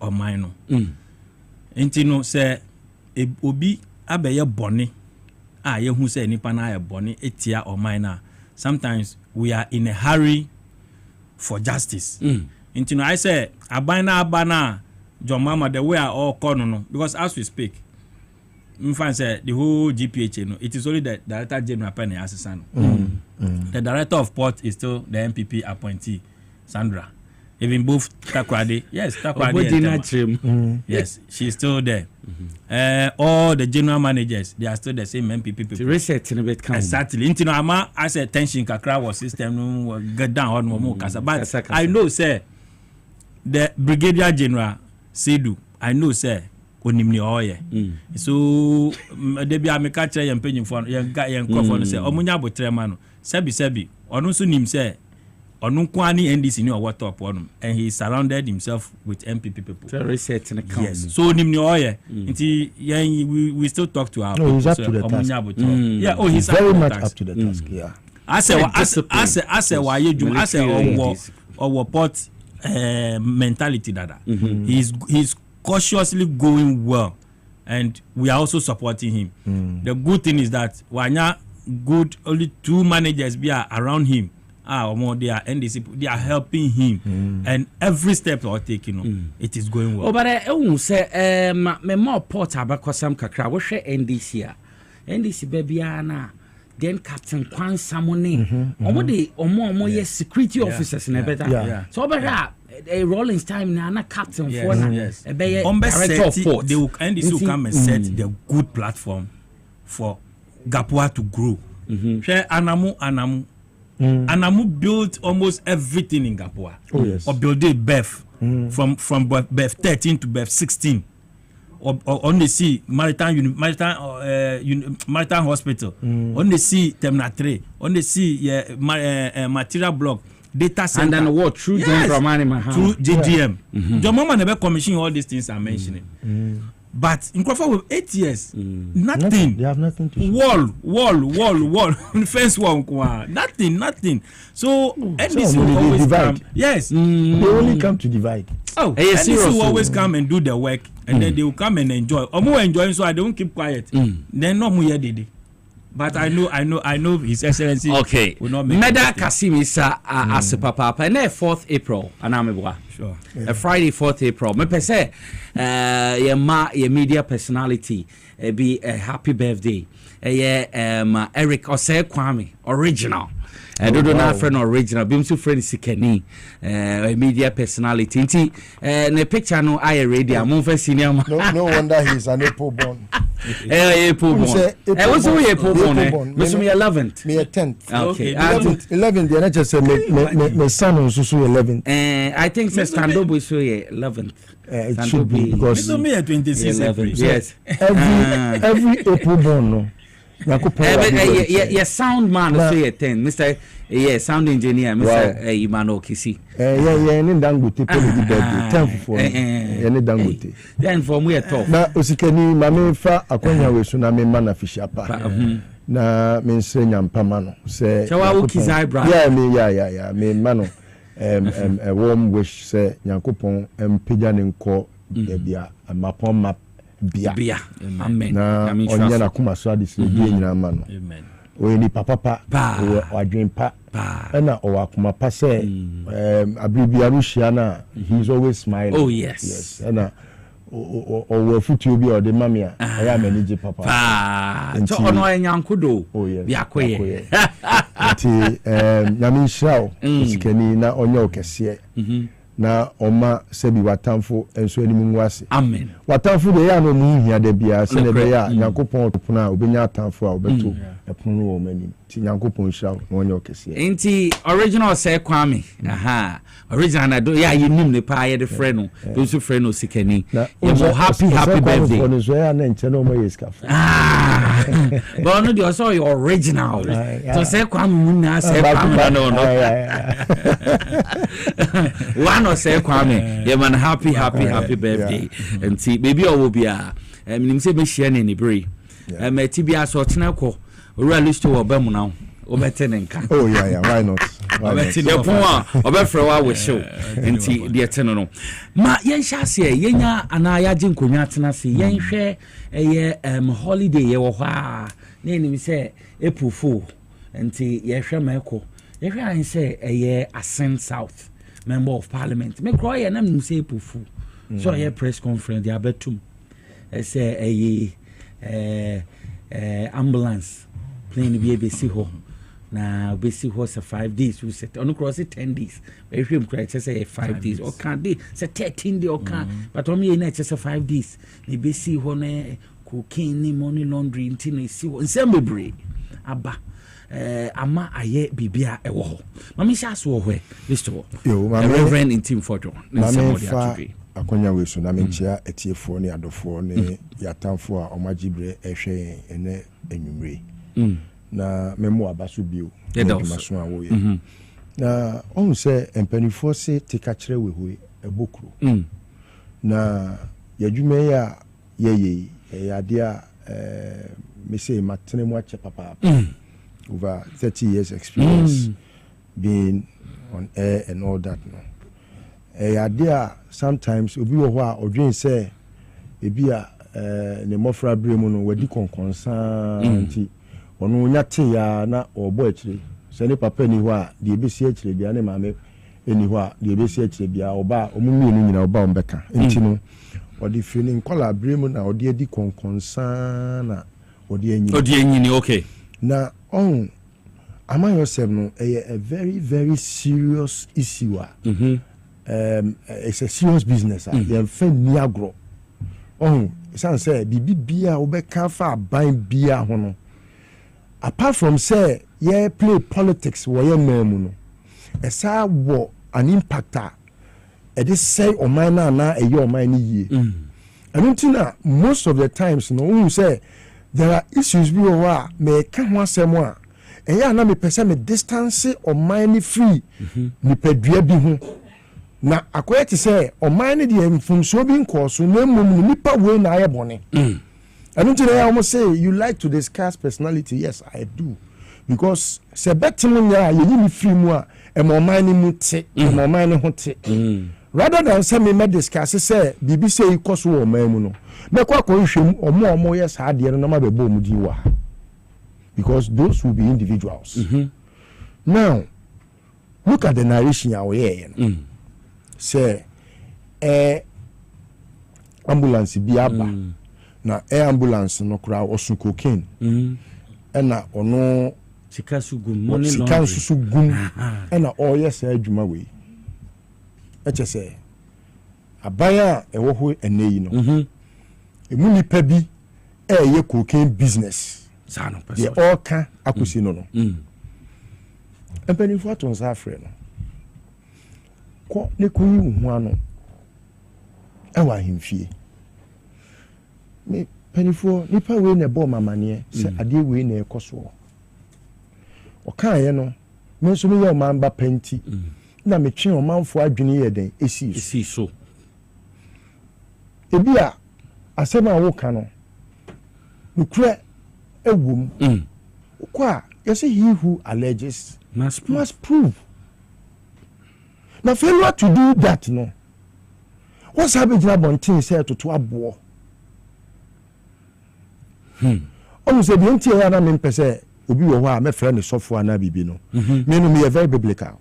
Okay. I believe in the word of God and I don't believe in men of God. I don't believe in that. Every human being when someone mo nipa da. Enti we a man of God. Me a man of God. Correct. Isa a man of God. And I don't believe say obi ye sanctimonious. Enti no I say asofo bi e wo baabi a omo de omo no Nyankopon aseda asra omo wo enti no yen kan o masem. We oso ye sofo. Sofo odi akohwi utwantro asori be no oko. So assemblies. Assemblies of God. A Victory Bible Church, okay. Victory Bible Church. That's also for Victory Bible Church. A Lucer's Bible Church. It cannot be a Victory Bible Church. It's a Lucer. It's also for Victory Bible Church. No, if some me be quite sorry, I was sorry more. But two for so when this cannot be any reverend. But a master no what it is. No, but sorry, no. Every will send me power, software. All the throw about Germany, and then I saw in a catch saying, say a church of Pentecost, and now almost awful, and they are Koshie, or Belgium say, ya, and can used to obey free Adam and come back where you know. Meaning pa. The bonus thing, I hear no crack. I don't think I'm a saying, what must I say? The reason why I senior pastor, dinner, or the old canon, till. That at the end person because so okay 1 Timothy chapter 3 1 down was our own who qualifies for that office. He does not qualify. A man that is so controversial like him. No, the branch I know. Oh yes. Where is Legon? Oh yes. Yes. And see, or that sorry I know where is Legon. Yes. Wait. I sorry we. Higher Heights Sanctuary. I know Nyankopon sorry. Every name. I am sama sorry. Because we didn't go for the power, so for sorry, there my Nyankopon sorry, and my name do throw say oh my Ghana. Why? Do you know the implications of what he said? So say Ghana could be under a certain red flag. You're not flagging. So what's the meanwhile, before say a buy way cry by chassis and over kickstarting our buying, and no more a buy way at Siromo. We send you and you're adequate. MPP wa bem what is it cocaine? Eko fodu ne law firm. Kobusa cases are no mudie. Me just one example we mo amankwa. Cocaine bia wo ga na ha bia eko fodu na no odie. Cocaine eto ba ye. Cocaine fo nya omo ho papa. Cocaine fo o ma nya omo ho. Na omo hu sa ba we na wa ba no. Woni cocaine for the besia ni esa say esay mofra no esay enkwala esay mabunu no mo say ye fe bibi red anu na mama menia muntaka say ye fe ma say baby o say apostle and calm down that slam say na ni abia can we say oh baby yeah me go in him. I know I wasn't talking. Mate. Oh, I'm not talking. Uncle Sunye. Oh, and that dear about you so. It's say, sir, I didn't know more money, air cost or man, and you know to one will be a Cassano campus, Sassam, or Kenyan Sassam. Cocaine, or more she cocaine now, no, do quite say we are no more better, Montino, Campus Sassam. And you know, their skin. At some point wasn't very sensitive. It was one or yen in your ma, or no, or no, a prison. Auntie, maybe let's rabbi say, oh, Sir Jaimanin Ka and Yashi were a sofu, oh, cochina, and an sorry ma. I sorry, baby, was so many good in answer. Sir, Sanipa will mean a team Christ and him. And correct. So, pet. Christo any now sorry a year and was so to making sure says how do we suffer and yet it is suffer no better no now they mla a dino mama no pa the service to Obeko Fia. And so say this in the Wabem. Opa Mamanumpa. I don't know this in the Wabemuna. Winter Mugabu Miachiomo. Mepacho and this in a while. Mama, Oja, Emma Madi, and I say, oh, my crime and bright. Copim say, Massa Mani to me, sir, obey to me as some more pardon. And that's your woman. Never. I don't talk on any system. No judgment, was Kika. Ah, so for a Kufunum, that's now Kikaya. Now it was an attempt to really guard speech. Who should let the baby Akoka was a Meboa? And I'm also buying a mobile battery. Who would the citizen who are right to speak? But we will be also scandalous to the court. Now, court to say, I ain't gonna for anyone. I'm not quite you. Until when we require some money, Kodan and Person, and then Friday, a Kamuchina, Abobe and Ajube said two, no, and much two, no much. Into a diabetes, no, Siano, not them. Sunday no na sorry for baby and say na so for where so for kan kwase asem dia che no na sorry mani dia tu omo fu say so for kan kwase asem ai bom man egu o man ga na mimu ase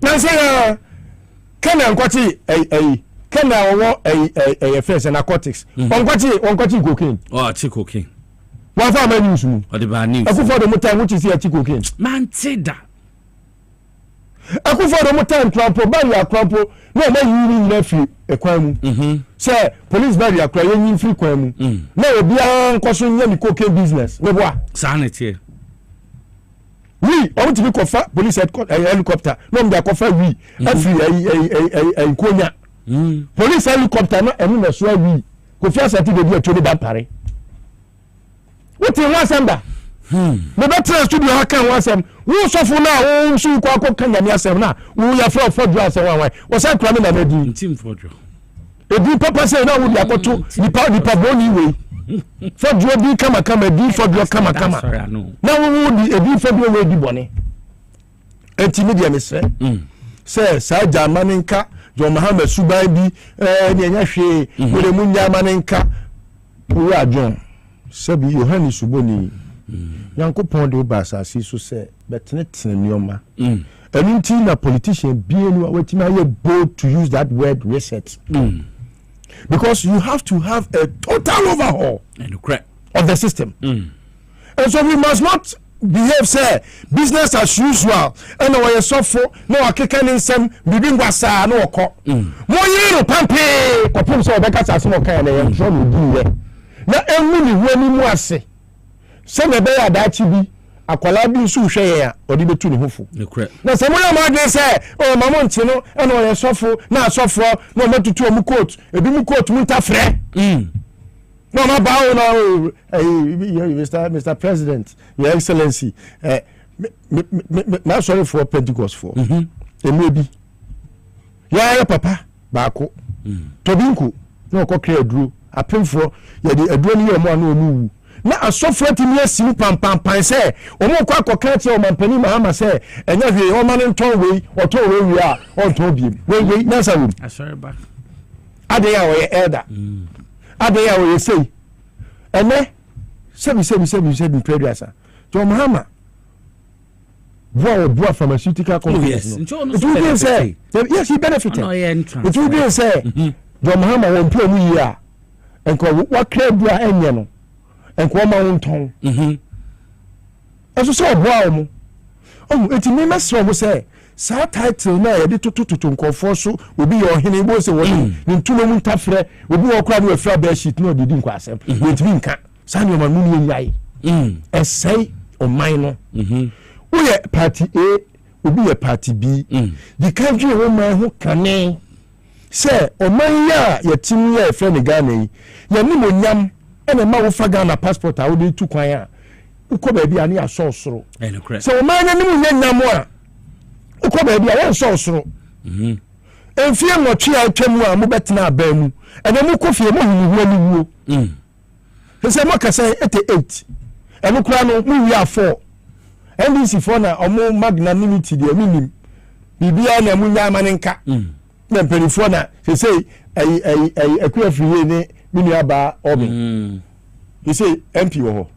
MP ni ho.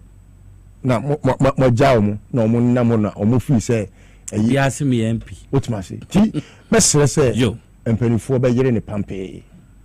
Either say obetu mmire no akyeresie emire de watu onko kyeresie kura wetu mmire no woso na omaga na fo nyina hu kwan kura fa so a we no information a say ye no kura on kyere ba bia no kura ni free say ye ntro so a on kyere ba bia ntro ni free na omaga na fo hu asem mu nyina fine say anya sa ono na ye kura se maka enso manwe oma ma issue an apology na on training say nyina sign then we can say why the honorable thing until such a time I will say aban titru aposifo eyire ne pampe yo na omunu ni din nyonyono se na be ya enkoye se fodwo kra kan enti fodwo edu do say edu obi an say edu obi an invite na mse na president asemo kan na oyebadwe ba what asema president kan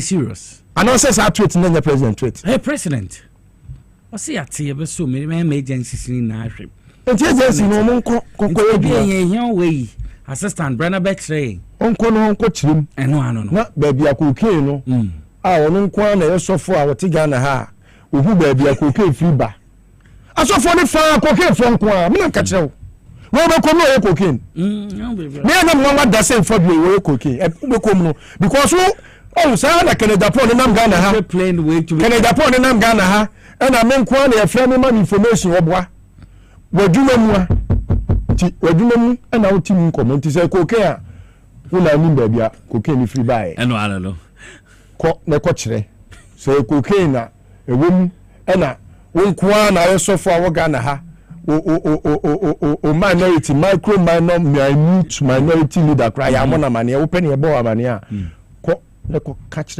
emra law enforcers police for national security NIB yoku se na osisi ka ho minua Albert kodo chubuafo omu nyina omo kwagire ne pampe sika no ba bia na free ba o menim nyina onim no omo ngire no no chirechirem so chirechirem na say no kre say ampa bibi sa ba Ghana ha no omo adanase no omo manamo o yo mamba pa so chirechirem na say anko ko si ne nsem o kekan ne so obedwam a na che say one prepare no ba ya ene wo say either say obey one of these two on train sign no mpachew e chopa de sebi the crossing maka I mean we in a crap anya sabia omongire ne pampe fa ni ko gina mra nanim na say he is not about the law meda celestial na napoku na yete ne nkano or ye executive director de magaga mamembra also e kasimisa yentio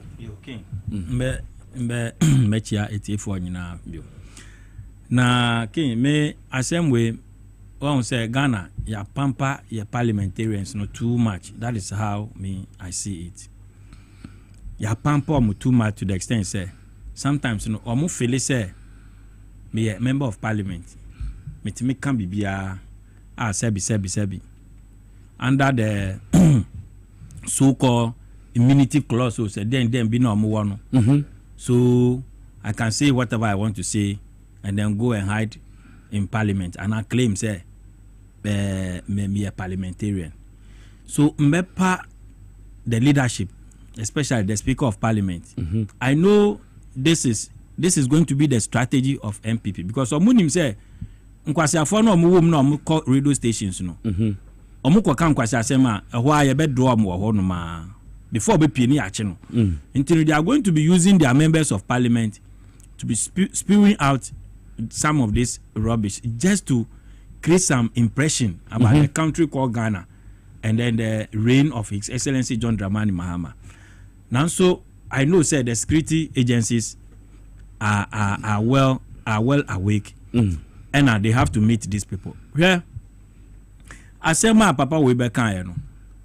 Me one po say utimi be kan assassin because we kan anya 24 hours. You have a sitting president. Onye clear agent too. The mama made him say no matter where you are coming from, your political background, whoever you are, so far as you are a Ghanaian and you've raised an issue concerning Ghana, ebe go mind who fino. Yes, I say oma yen hwehwem. Then being the president, SSO yeah. This thing Akufo-Addo never tried it. Ema ya to onya the din clearing agent and the call eh. The gwasini Akufo-Addo the clearing agent and the kofie because anka and Akufo-Addo anka bari sample on card there. Emfa ho. Nso bibisi wa broche dia obetwete. But His Excellency John Dramani Mahama say we are resetting Ghana. So when we are resetting, it doesn't matter who is involved. A trial na trial. Intino say sebi a whole member of parliament waiting me making this wild allegation and do 24 hours. John Mahama say fine. What's masum as president? Na all the security agencies no task say they should liaise with you. Which president can do this? Your president just left less than 4 months ago. Your president was in power. He never tried this until for 8 years. And only 3 years. Allegations by upon allegations, scandals by upon scandals. Onuno obeba obetro love letter. Mani pan say minim say at the end of the day song. Wahu not sebi one who can ya and if 24 hours. Papa na can say oh asema wakano. Me pese o man no ye nyina ye nya o man nim na nya yie ntino masom ntino oni nkrofo we ending kita ho na ye ntime nchi nkrofo na ntime hu the whereabout of the matter we keken so sebi me every Ghanaian kura oti ho you have that right say who say boni be koswa you go and inform the police but who crampo there you are a member of parliament. You have access to the IGP. You have access to all the security agencies on my bosses. So when we be say you couldn't call them intelligently to inform them. No, cogently and covertly. But what you did was to come and organize a press conference, blew the issue out in the public there, and now presidency masum intino. My yen hwehwemu anan oni nkrofo we enya ba ko na mo hwehwemu a eno so a wo se me nko nti won ko na wa ba bagina bedwom aya press conference aya hu dede no what is the motive? Clearly me catch Ghanaians say the motive is simple. Omo will say the way John Mahama starting no eni niam or ye ni the way okọ obia ebo ni se mema no so omo ja papa na no nya 1 year just 1 year by December there'll be nothing like MP. In fact, nye simple rally. MP ntimi nya rally omenya nipa 200 because they know say the way your mama is going, there is no way. Papa, no, he is working. He is putting Ghana back on its track. Ghana is becoming the Ghana that we wanted, and the respect Ghana is now earning. It is all everywhere. The MPP are tried. They are doing everything possible. And be honest, vice president who Kumasi Nyamashi and all they are just doing everything possible to discredit the reign of John Dramani Mahama.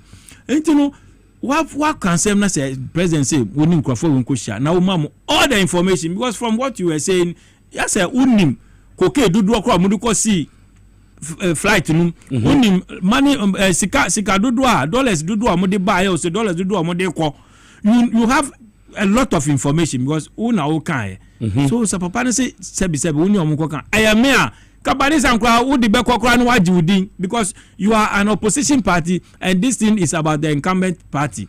So if you know you have evidence like you are claiming no kay expect say anka gidi or anka oni omo ko hia no wa mo nsem nyina honorable Okujoto Ablakwa never got this opportunity under Akufo-Addo. Upon all his expose bare facts it was staring at everybody. Ni friend ni kra hu on say yes no kra na papa no kan. Akufo-Addo never gave him such an opportunity to even meet. In fact, just police station kra police ni kra onko kan tell say simple. Akufo-Addo never gave honorable Okujoto Ablakwa that chance, but he was able to expose people nyama near on one kasadi court sponsored by he himself oko winning cases no for the state.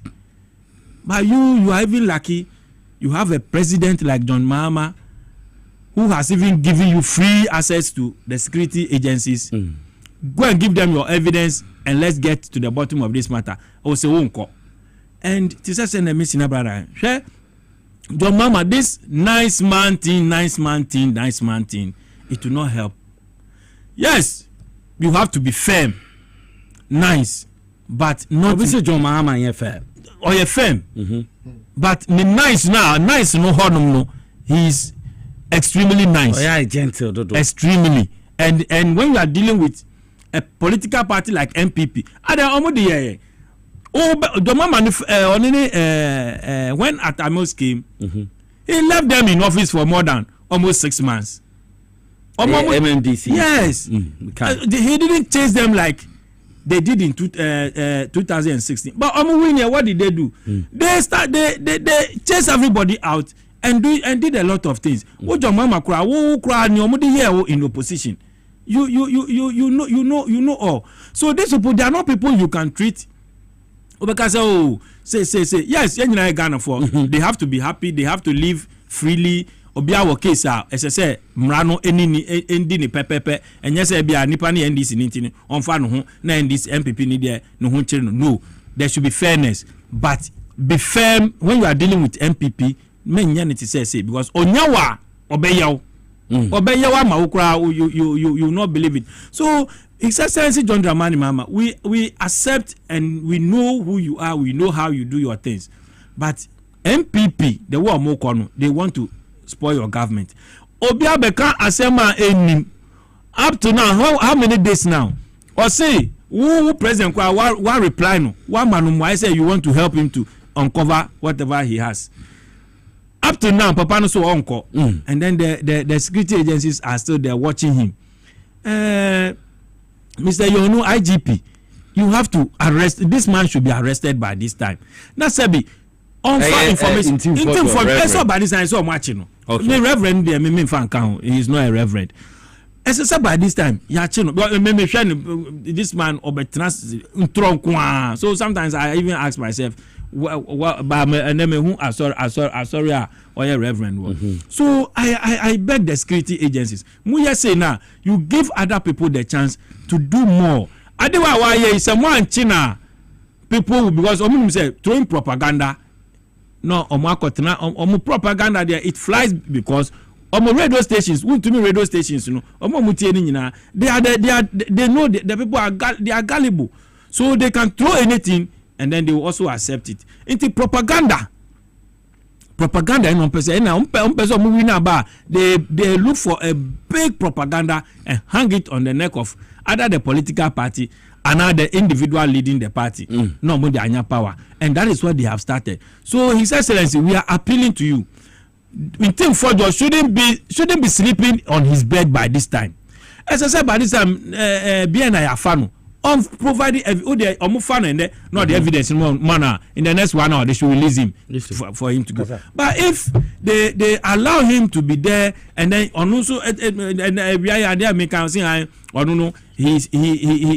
better watch and fan on parliament. The other 87 MPs they can still be there and fight. So he's on one side himself with Chantro, and he knows say China. That's why he was starting prepare. But yes, sir, if you have a case, that's a man for who say Ubekana Wanka, now man for a case Yenchiwa. Why must you say Chiwa? The other 87 MPs can also fight for what? So go there if you have reputation and you care about yourself, just go out there and you say you are a good citizen. That's I'm not you. Also, you're a good citizen. Now, one day, Bonnie, and I will you say this. When will be this? Oh, man, we are so for all you know, what sorry, man who cry no bin cry, say cocaine. Granted without admitting, say yes, cocaine, and on would buy it. What sorry, man, be cocaine. So, yeah, also cocaine. So if you know you are a good citizen and you truly want Ghana to progress and you want the future of this country, which is the youth, to rather to be firm and to grow well. Now, please provide the evidence and let's get to the bottom of this matter. Don't be hiding behind MPP and Parliament and be doing these things. So yeah, appealing to President on my papa no, and yeah, it will give other people the chance to do more than this. Okay. Akufo-Addo never did this, never gave anybody such a chance, but we were able to prove our cases. Intino yabesre Ghana for nyina mbwa na yem pushi say papa no yenche and he need to be arrested so that on providing the evidence. Okay, medasa papa. Let's know Bibika. Me who say yes or say so no free more. The rest of the 87. You see, almost say Ayana Edu Babia. I will see a citron on Eka. Okay. Oh, Isa can say be. And a idea 10 biano, meno, mekasetia. Because what was sure democracy and a governance biano. The most pivotal word a rule of law equality before the law, where every citizen is equal before the law irrespective of who. And found say we are judge and found say we are chief justice and found say we are mampeni and found say we are masebedwani sa dia no masebedwafo our Ghana ede crosses be ama womono aye superior to the laws. And they are not equal before the law. Makasetia on several occasions. But you see, in this case, no, whether or not or ye mrasebedwani anase or ye immune to arrest and all those, I think, say, law enforcement agencies now, or mampeni to nsafre omono, the assembly under the auspices no must write to the speaker. Okay. For him to be released. Now, one concotre. So far, no. Who say he's trying to play the dilly-dally game? Okay. Or mampeni crowd support to me case. Say, yes, shame.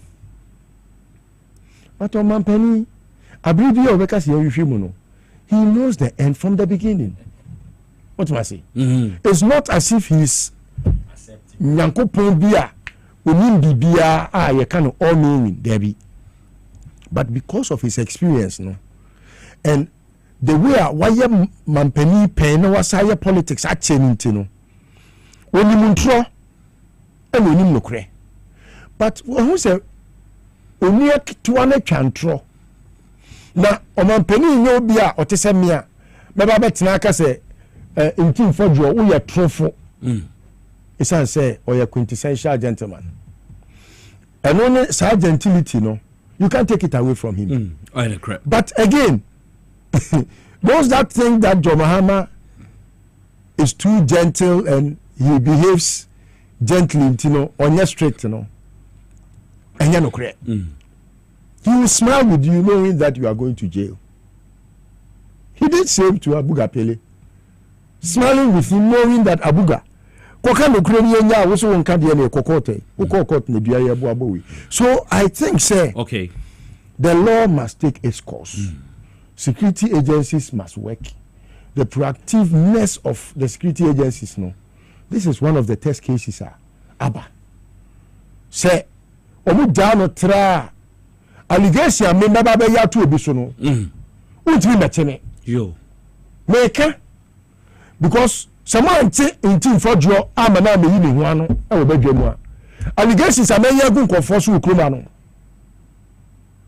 Untimi metene. Okay. If you are not ambitious to say, one, John Mahama, on to me, then you post in Kochubi. Why appointments?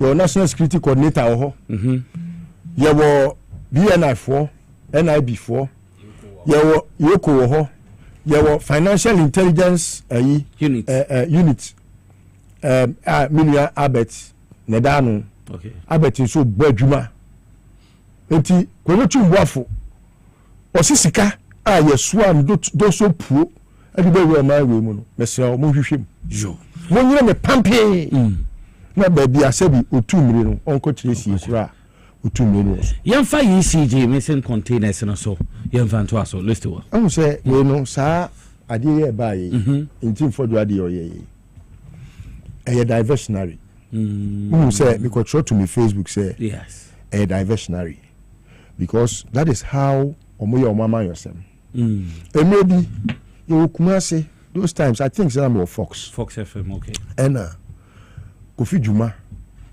Maxwell na sa bre no omampani kofo nsem bia be gubedwam na sebi enya akono and Kofi Juma e said that koye say buo kakra ka bi efri wie mu pa ba be hwa asase so e je say wo yes na say afi ehu abo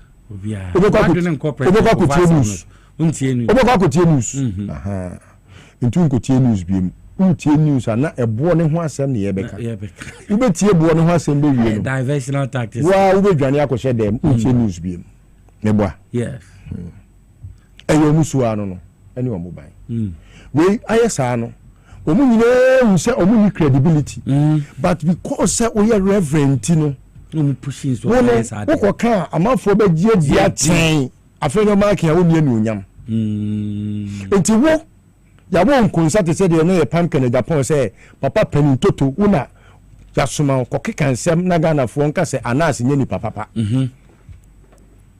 meboa sanity so no na be kan yo say amado there's a nine wadakura na no ne yeda ono ne yeda ho ne ye friend say ko panin toto na se bi wadwini mu ohanti na ko kekansem gu nkofo so meboa sano kan very good enti we no a diversionary from containers are omawia containers we MPP4 na omo de dane abai we nkwanta afenyo mark ni hu bi choy board chairman wone the cabal no napo uso napo ko kumase ohu ne kasa no e say dia me opposition ti me ni kapra me de ba na ejama boaboa me hu kakra na me de ba napo sika ekura no ehu papa sika awo mo hu no a national security threat the be am can say we na a man for time taking your maybe seriously oh my way mo Ekufuado cannot account for 10% of the monies he accrued between 2017 and 2025 January. He cannot. 10% of that money, no. Any Ghana ha, like mean say the other year Ghana ha. So it means they are holding over 90% of the monies they accrued. So that if it's about just loans, they took more than 700 billion loans. They have more than 600 billion with them. Yes. Because so we share in estimation from Nkrumah to John Mahama or manage Busia 122 billion and 120.2 billion Ghana cedis. Now on Babaji in excess of 700 billion account. So a bag Ghana ha yes here for more who bra Ghana can be fighting Dubai because Dubai hasn't spent that much. But look at the Burj Khalifa, look at all the edifices you see, and that is a desert. Dubai doesn't sell cocoa. Dubai doesn't sell any cash crop. Dubai is only in business for businessmen. So if you have been able to accrue up to this much, na abai for fraba na enya ne juma anase enya ne occupation say obehwehwe sika in excess of 90 billion na omawia na, I'm worried because they will be doing diversionary all through. That is how to shortchange niema ekoso enti wadwe be free so say e wo say me kote wo mo na afei kokee we no ube se wo mre ade anya nukura no na wakwa akɔhwehwem container ayira no wadwi be free container ne so na afei kɔhwehwe koka achi mesre bio perifosi edijawa ne edi asoa ɔmampani John Mahama ɔno nko ntimi nyɛ mampani ɛna ne kwakwa na sia ɔno ana twika ɔno ana adani mate adani passenger. He cannot be the judge, the prosecutor, and perpetrate crime and visit his own court. And until our appointments, we only frame the delegation of power. To me, Bia, a crowd, be Bia, or you see you are now a minister, Bia and some Biano. When we say he is acting in the stead of the president. Because Oman Penny won't be energy minister until our family, John Jinapo.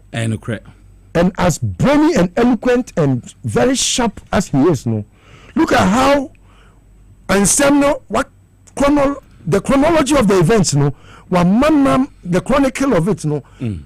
First of all, a dear Nebaye, Obaye as minister, you hand you over to him, no, or Coco Boetre, or the committee say, or no, won't mean could now on Casse containers over 3,000, no, may kind into committee. Momo ko yese containers no eyesen mo mie biem na mo se nioma se legum wo se containers ni bi wo a enioma eye 8 on a row so times 2 16 times another 2 because I was set 2 say gusuro no wo so mo ko he na enioma 16 pe na instead of 32 container ni bi obedie so no. Yes, national security is at work and they have been very effective and efficient. And I know what I say. We saw Marco Chibi, your friend is saying, Shaman. I am Matissa Shaman. So, Sai here, so Marcochi, Paul, Omachi, Omachi, I said, Domio, said Damio. Menyanti cross a good outside was so. Dawa, Omachi, Omachi, go more central. Your castle will be a mamboy. Me say kamini mampeni na e kamini make sure say nke be outlaw the new patriotic party omi ya mamboyefo omi ya wudifo hwe say obi tie kura bia se pe kanea keke mpodi asua de anase kanea mpodi aye adwuma rural electrification ya John Mahama onu nko a odi 4 years ye oye uni community so di kanea ko ye 2801 2801 the 8 years of Akufo-Addo one fa kania for bia na de kania na wo so de ko ba bi no ya de kania no fa mu ansa na timi aduro bi kuro mu no sa wo ya ni e ka ho asem over 3000 containers minia hwe sa wo yes no container bia no 32 coils anyway 32 coils on sa dua na omode wire na chechire ho no container ba ku bia no ma ku 32 na wom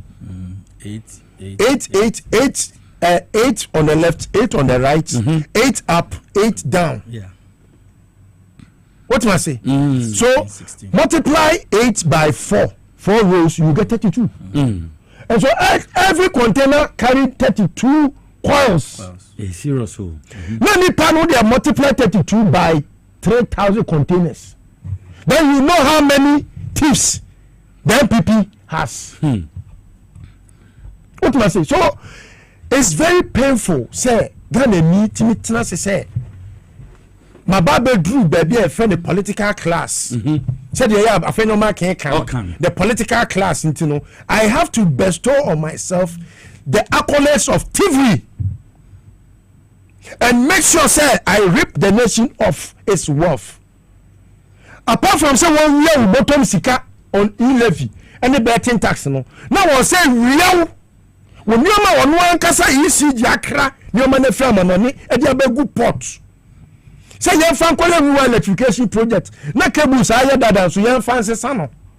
Na ngram kania sebio John Mahama ene na ban dada no. Esi say ya ye betimi ama sebi etu ko ma ye di ehun niam no mu yetimi ade sa ka say na ye hwe yetimi de sa niam no enyam kania no etimi akọ afiafiem ene omo asankofo ya mo ton kabus no omo sa asori ya no masa ya oma no popropo te say sebi obi abasa asemu sebi obonsam obi ko bonsam asu na ono sabe jina say dum so aba jo mama ba ya na dum so ba ya onu ye ka nipa mamboye ni a o ya MPP ni so ja MPP ni ho na ka so bi e mamboye ni na chese wo Kristo hwade a sabe won sa ebiai palette anu ne de cable ne tire ho enu maako 32 and I will contain the BM.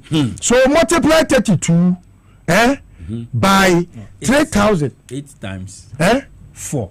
What you say? So 8 times 4 no times all the 32. My ever calculator nye na akono na Ghana for hu krono a NDC for abo. MPP for abo. Ya omodi be say NDC. Nkenya George na po ni nyansa woni dia na ko mabua se na gwandi so adan a mo apenso na cables ayira mo apenso na cables a ECG kra wo jom ye fence akufado apenso jom ma ba ye no na omo NDC fo awia ntura no nkomudi be diga na fo eno no afedi na ma ka kwagina se ene bibia ne de be ya manyosem wana ka tia wo ene se money ti de tia ai and someone needing your teddy and a more na mo cry a fellow market we are now yet board chairman and we UCG we are board chairman idea we shall see era now we could and cover India force Kazakhstan force Pakistan force say him force now we have South Korea idea Dadiano cable no head omodia cable no head idea omodia omo de year rocks no move ya omo de rocks na ko asanko mo akọ vacuum akoton ma vacuum fo eti Ghana ni tax na ye de ko to cable no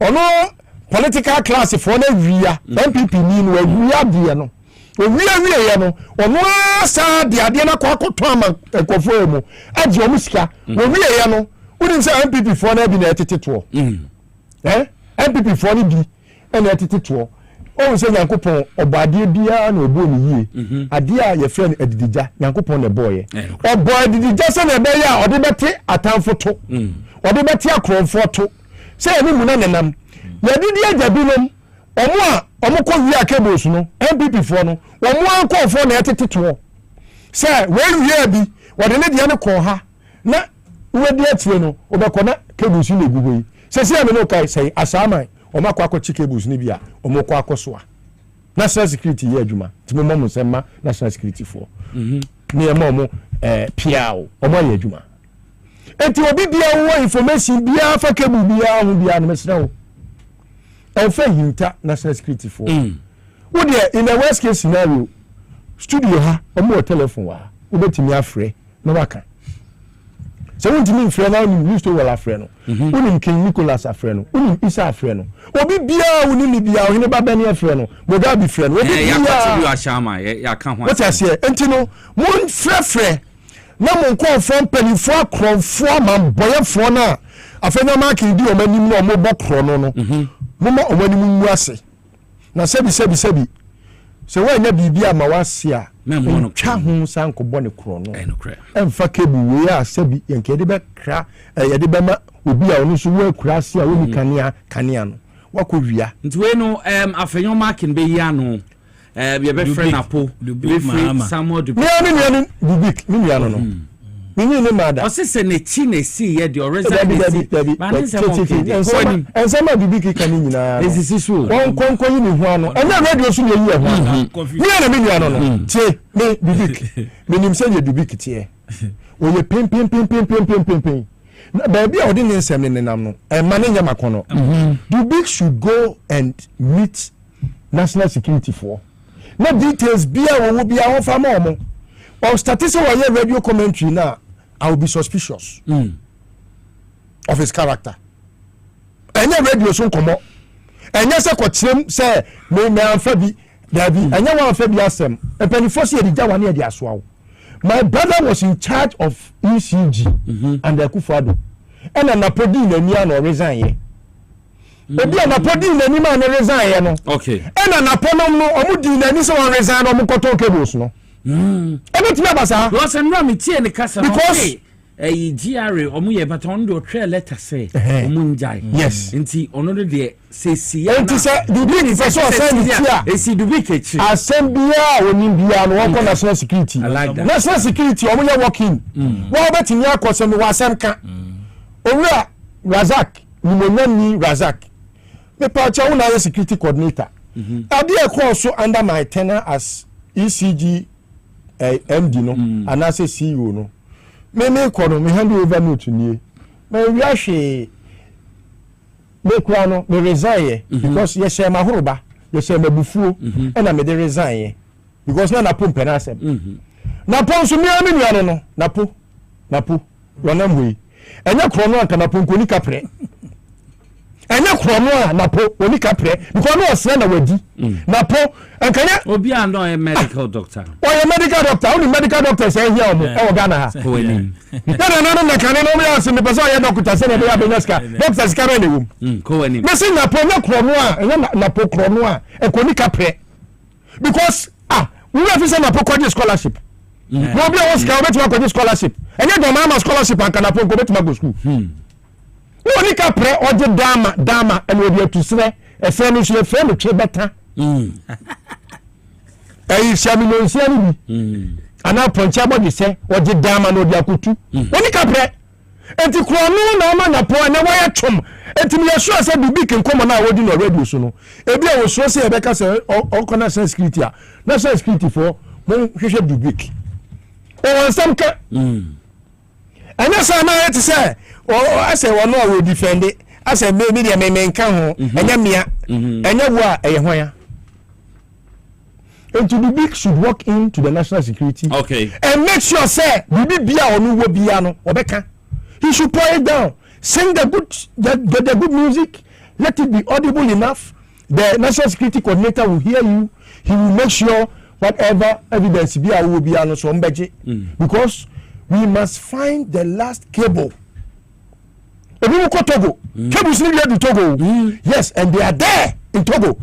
If I tell you the work of the national security, I may be exposing a lot of the things because they are at work 24/7. And together we be the whereabouts of this cable. No, in fact, international security for because we have a nation to save. We have rescued our nation, and we have a nation to build. Beyond now, no, will be our information. Biano. And for international security. Okay. That said, no. One more.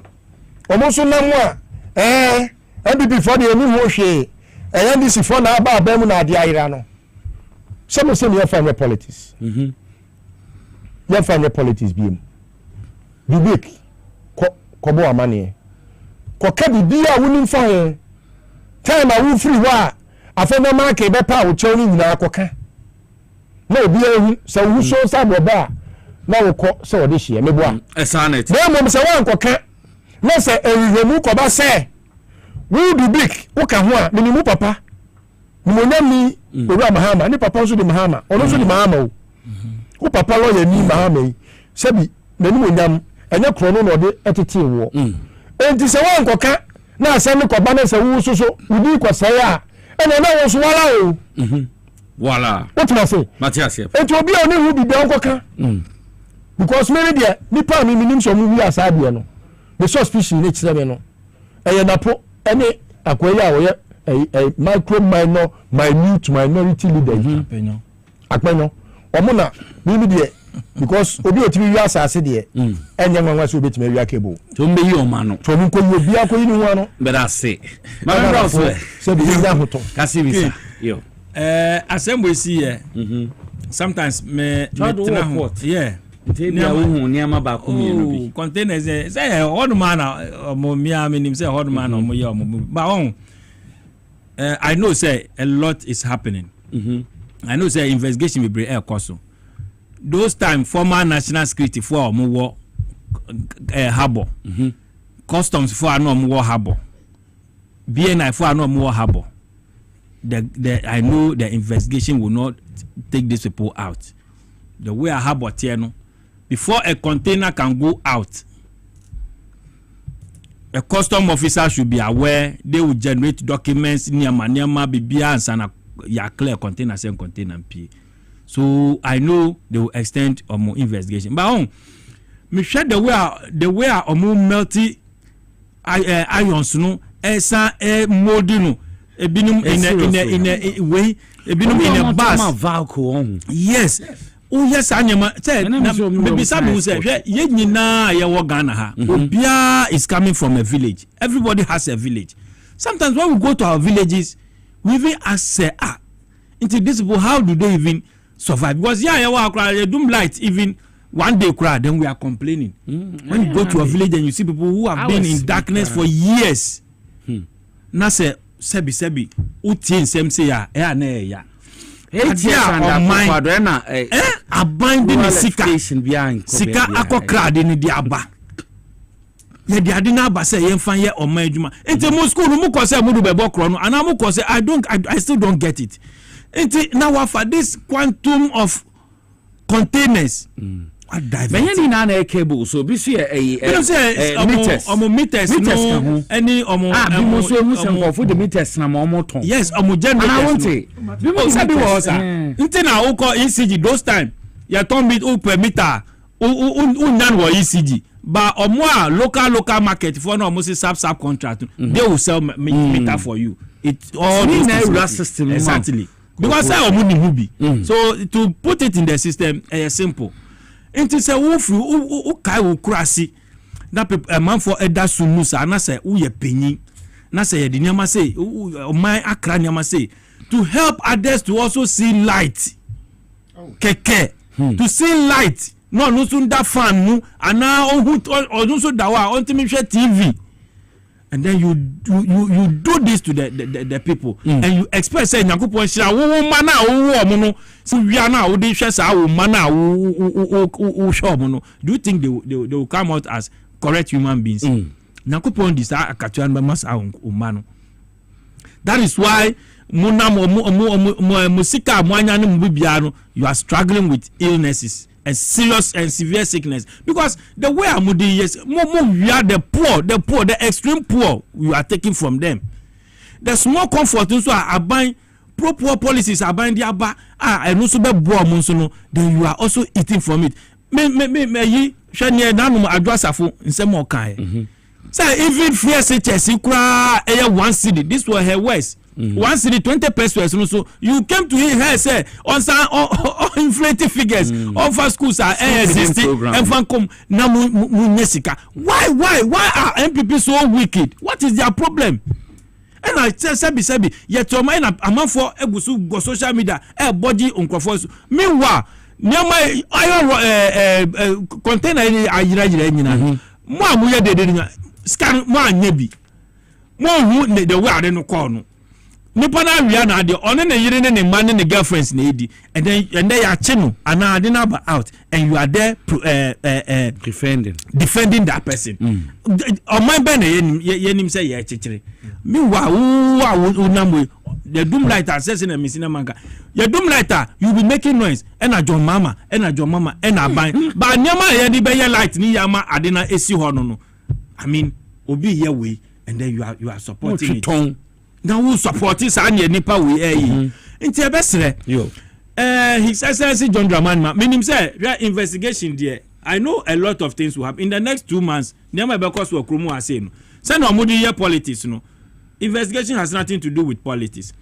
Meaning say investigation there ube digi nipa no background ube digi anya bibia into so more after you face him with the evidence. Okay. Now so meaning say a lot is happening. Just say na binum ni nam Togo, binum ni nam Benin, the neighboring countries. Yes. Yes. What they began. Initially, after the incident, ne Babonti and national security started so much adwuma no. And almost started so much transfer to national security force to say cables no. When say John Mohammed's coming was the intervention. Omo say cables na ira no and omo yes say no national security coordinator making sure say mo be evacuate ade na free baby omo wia no akọ baby but they didn't have a larger area on betimi dia so containers no ekoko eno na ekoba say yentimi mfani nyina 3000 nyina nkogu baby enti say 70 na dia kogu baby 10 na dia kogu baby yeso so yentimi enti no say nya sa intervention na okay, you see, another one soon is I say, and you winning power no. the thing was in motion. They were doing it in badges. Yeah, we need power, no. It's like there's small chance I am the 1-2 months now. They were still in the system. No, they used the opportunity to take some of those containers. Within Ashama and those ones that left. Yes, those that left in the between January 7th to March. Previous months years you won't find them again. But as a Kasimisa now in the meantime between time and Amika say a power specialist Herbal Hospital so a boy chidon papa Dr. Akwesi Aduya or some cancer say a hepatitis a B ne how A C D and I Nina and what about a power specialist Herbal Hospital me boy ye papa fatty liver and sciatica a prostate ne how unsana when I able pain also compo fibroid ne hawa for any chemo Kumasi Fayasi Lake Bosomchi Road opposite Jesbro filling station Umbu Huomo ho Sasuna Crab branch no kwa Benya Pokuase ACP Road Takrade branch no Anaji Estate adjacent Anaji MA Primary School. Friend was 0244544422 and 0200383831 na wone no ND and common. Safari Valley eco resource men control say 4-star forestry land resort we do any chemo 24 hours or muye adwuma na me pa cho bebre we do any kopie mo ho a wankasa we ni beje papa why lodge bia wo kwa ese we ni ense de catro me pa cho mo bedi ana omo continental ni local dishes wo ho bebia wo beda na accommodation rooms in papa bi omo private swimming pool wo ho sa so no more canal bia ye de canoe sisi mbom tabunu mbom na wonam so sa wo koba waterfall wo ho sa so baby bebre ho betinam from a pub fa ho a we ni betumi agini na Safari Valley eco resort na make am for the amount mwa eta ho omo zui ana television sui wildlife and say crowd zoo no kwa sambo ni ho obehu zebra mara mwa bebre nankasa obehu mu na wo ho enti wo hwe mu cha komo Cree district mountains here for reservation for 0596 914394 now we need Safari Valley Eco Resort for ND and Komo South na Medimosus Clinic seven control say a prostate disorders in a house sexual weakness a bema no ba why your problem hypertension diabetes sciatica typhoid fever and malaria stroke and STIs in a hawa be pacho may come for a Medimosus Clinic the amount or more dentists were ho and to work on more dental clinics no so bibia fa we num so white na we say wo to say wo feel we sin we dum dwumadi na so o me ya mo kama na bibia etumi akonkan hwe mo cha kwan wa dental barrier opposite the police station AESL building inside Ghana Highways Authority yard Accra Ministry saje ko opposite school for the deaf and sana Kumasi ahima kokobin santase obwase kwan so 0244 068447 na so when Medimosis for ND and Komokai say omo the Medimosis garlic capsules aba wenye bia eboa improve blood circulation wonsana wo 983T cholesterol level no ebrana city so ma e boost immune system nto yare pebi no mai na bibia entumi konkan enya na Ghana ha bibia omuton edrobia Extra me no water the medru so yinso amuda hokroje broni nsa no nsuo awonye binum ebebo ye pa ma bibia etumi akonkan extra me no water yo 350 ml yo 500 ml na it was 750 ml and so wo hwe me na wo tie me a me pa cho bebre obetumi aseve extra me no water parties family celebration occasion bi ase na bibia etumi akonkan obia etumi nom extra me no water yinso mu Paul amanta mesi na dikamfo na open the way to akoton obetumi do any atrium XYZ broadcast ya himfie ha ye will su Abrabesa Street oba depo kesena wo fia won se betumi akabi sa so na wo do any trim mo Melcomo ana se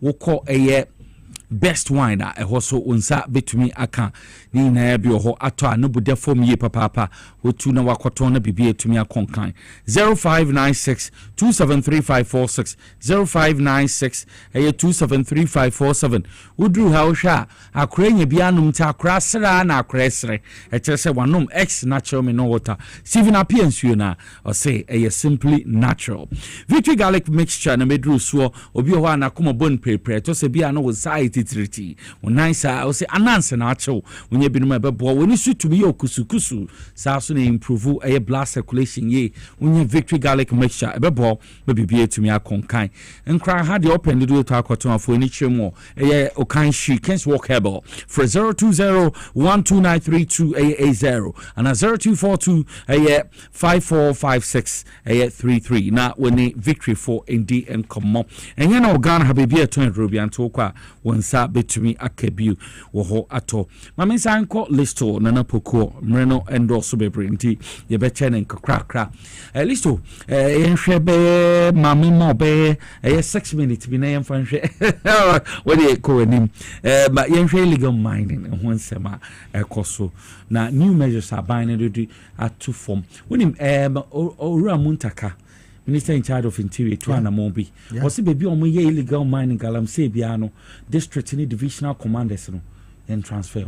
Yes. Meaning baby inti assem no kind AMD. Yentio. Illegal mining. Senior Nidin in Honamsen. It's an illegality. Yes. Na ade ba ko ne say enane na nsana mene abrantie bia or yeah, MPP, very disgruntled MPP, Shia. Oh, my dream, you almost say, almost per se, ensuring your manioma, and quiet, a yet cantan time, a cassette your mamma pencil, and also so illegal mining course. Enti efakese na no omo na eye hwe ekun a efo pa baako ewo wiase mu a bigidi se aban bia pese okosa akon na eni kwan se eye ne den eye illegal mining enu enso ne ekun a ese den pa tiemiye ekun a efo pa eno no eno so eye okun a edin pa se aban bia betimi akon eye nioma mienu will se opese wo pepa se obeya de bi se wo pepa se obetu galam se ase e wo wiase we ya Ghana we ya ye timi mu a eni kwan se ye den asase bia wura asase bia wura no oni masase na chiwade na se ekoba se asase ni wura no woni wo ya adwen se adekro no yentu ase a wait enye den o se enye den se ekoba se asase ni wura no esan se ono de obedie ni de obefra ehia no echen se bi ne nkwa enti no obeyire ne ho ase nsuo ase nsase ase kwaye ase enfuo kokofuo ne sebi ne man no na wodi enya ne ho eno no ehia ne chen ne nkwanti no eno so makon ye den enti both sides of the coin no baaku ye difficult baaku ye very easy. Now what are the steps I was about taking? I'll prefer aban say on shasi na onye engagements ahodo na oma sebi na soldier for ne na police for ne sebi obibia hwe me the way I know Ora Yohunu as IGP say no aposifo ahodo a omo e ka ne ho nsem kire me in terms of operation so obeye adwuma no I believe so strongly say when a soldier for CDS and all the commanders, the Navy, the Air Force, the Army commanders no team up say omo fight against illegal mining. It wouldn't say me madwi me say nkro ana say kwaye ni mu no nkofo creative rebels wo ho ekufo do mu kono omu ja rebels e wo kwayem sa rebels na omu kwayem ho no na egu forest reserve wo tutu yes omo dwen se obi bia ofra bonten ba no omo ne di besie ni se owura John Mahama so kase odi na srafo as commander in chief teaming up with the police at the dialogue. Now if persuasion fails on the force on the easily. But the other side of the coin is okay. So who power more mbedi den? Yes, because then may be a horse so na who power na ubedi den no. May this suggestion about say okay. Another side of the argument you say open obedi the idea. And why don't you the government be part of that illegality no while you regularize it and make sure say yes or two from a good year and yakopon na dey tell no na asase Ghana mu other na new month to gold air transport to gold and patriotic the respective countries so US go fees to the gold obi to the gold Australia now you indigene no dey also man into no so what must say so why don't you be part of adequate higher cost no because sometimes say CID for crap person omo chin ko for CID for no omo dane omo hutu for na wakwa akobo ba sibra na wakojira ba bia kufo do papa statue jira no Togo embassy ho no ho da tutu for nyina wo Ghana eyo omo headquarters akufo do papa statue ni ho suban no oje eho ne de a suban nti enya cantonment nti suban nti na omo pe ho no suban no bisa area suban nti yes suban nti eho na eyo omo headquarters Jamai best statue ni beso there be statue ni ko ho na omo de ho ye headquarters ko wanim so omo we omo de na if you hold ena omo ayo omo adwen say CID foi ye be ma yenkofo ni bia ye te se omo ya robbers ye be ma yenkofo ni bi tete no CID ni otimi sheda ko wari obi ni ye wedding nda sa ne ma ni sheda ni e wo ho e hostel o yes say ene no eni bie no edoso enti obetimi kura ni watena e bia enfie du no investigate wunim ene awarija ye bebrebe no CID fofa obe wa usesi a o pen sesi obe pene because no pen no we bia hwehwe unsemu enti no they should employ a lot of tact be part of it while you investigate it to know the roots. Once you get to the bottom, it's easy to fight it with a free consultation. And you know, say a bayo mo kai, say a bayo mo high. I come with you. Me I come the minute say be me yanko poache ma de na me kotubia. O pa me na we ja new month. Come any in tiase. And you know, find the best way to approach it. Okay. Through dialogue.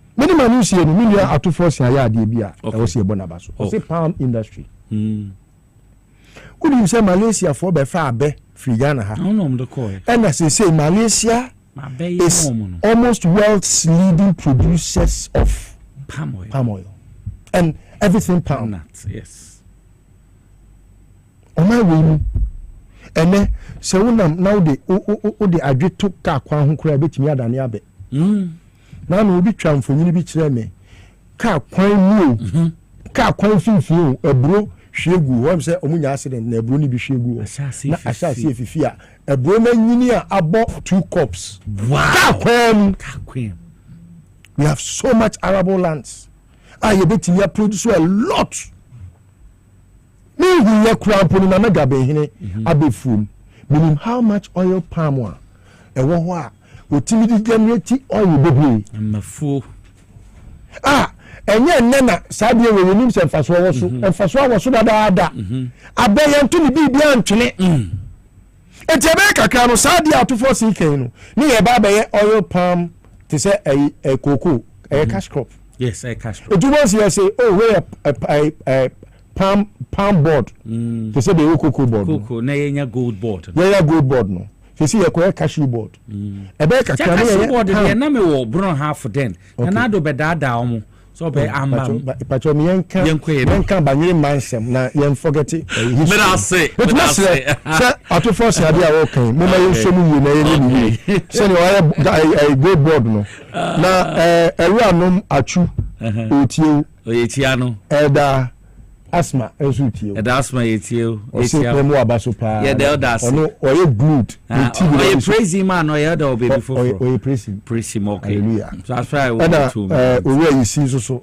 and detective chief inspector retired yaya papa na ne wo fasi fo mienu Jimmy Coach oni Hamza dan pare koso o be ku omo no enyo na mbre oba but na ye program yes ono so wo hwe o chief ye pa na mesere se be ma no sie no wo wa yo apart from oman adwuma bebrebe a dan pare police a wase no a eba beda wo so minim se wo ba be yo ma me ayi echi wo ye yiri wo ye yiri wi a adwuma bebrebe wo ho mesere wo when na madam pariboni bia wa ye bia no and go off no hwehwem mesrem no hwehwem aka 3 minutes we dey fair am say galamsey king minister no or the 5 plans be to us eno na opese on fan fight I say reforming the licensing regime fine very good because my team have been licensed normal o ma cancel bebre no ni mana it would then cry say omulusi here after 7 my license yes second was also strengthening the laws so that goes so that exactly strengthening laws enforcing and intensifying the security agencies okay now I say just said Mr. Nabrakano stakeholder engagement and collaboration. And no now when you bring the people and you team up with them, you can fight them because Sebi Omuhunu said they are part of it. In a way, no, and one wakano. Until say who abano, you want to fight it. This stakeholder engagement, no, be part of it. Let your people be part of it. Now Omu, in a way, no, they should advise the people because at the end of the day, me sure said the reason for Galamsey is say Omu say issue, Omu say in Stasi, Omu say your forest. And almost assassin, it means that they are not reclaiming the land. And this is the last thing. Yes. So the reclamation of the degraded land and the fourth one, and also alternative livelihood. Yes. So a very dicey issue. Okay. Because at the end of the day, the main issue is that then umbedi and almost then umbedi. Your friend of Galabedi. Yes. Galabedi. And MP before person almost of us then ebedi and almost say the omutuni community mining. And on no the best say bia because the community mining constitution chairman na boss. Secretary na ye ni deputy. International. So yes. So what's up to excavators or the bay? Into your best say yes. Abanu benim say obetima so. Na we dey information. On say bo kwan no ane be poso for say Galamsey nti. Untimi free be poso ntwam e wo bo kwan no.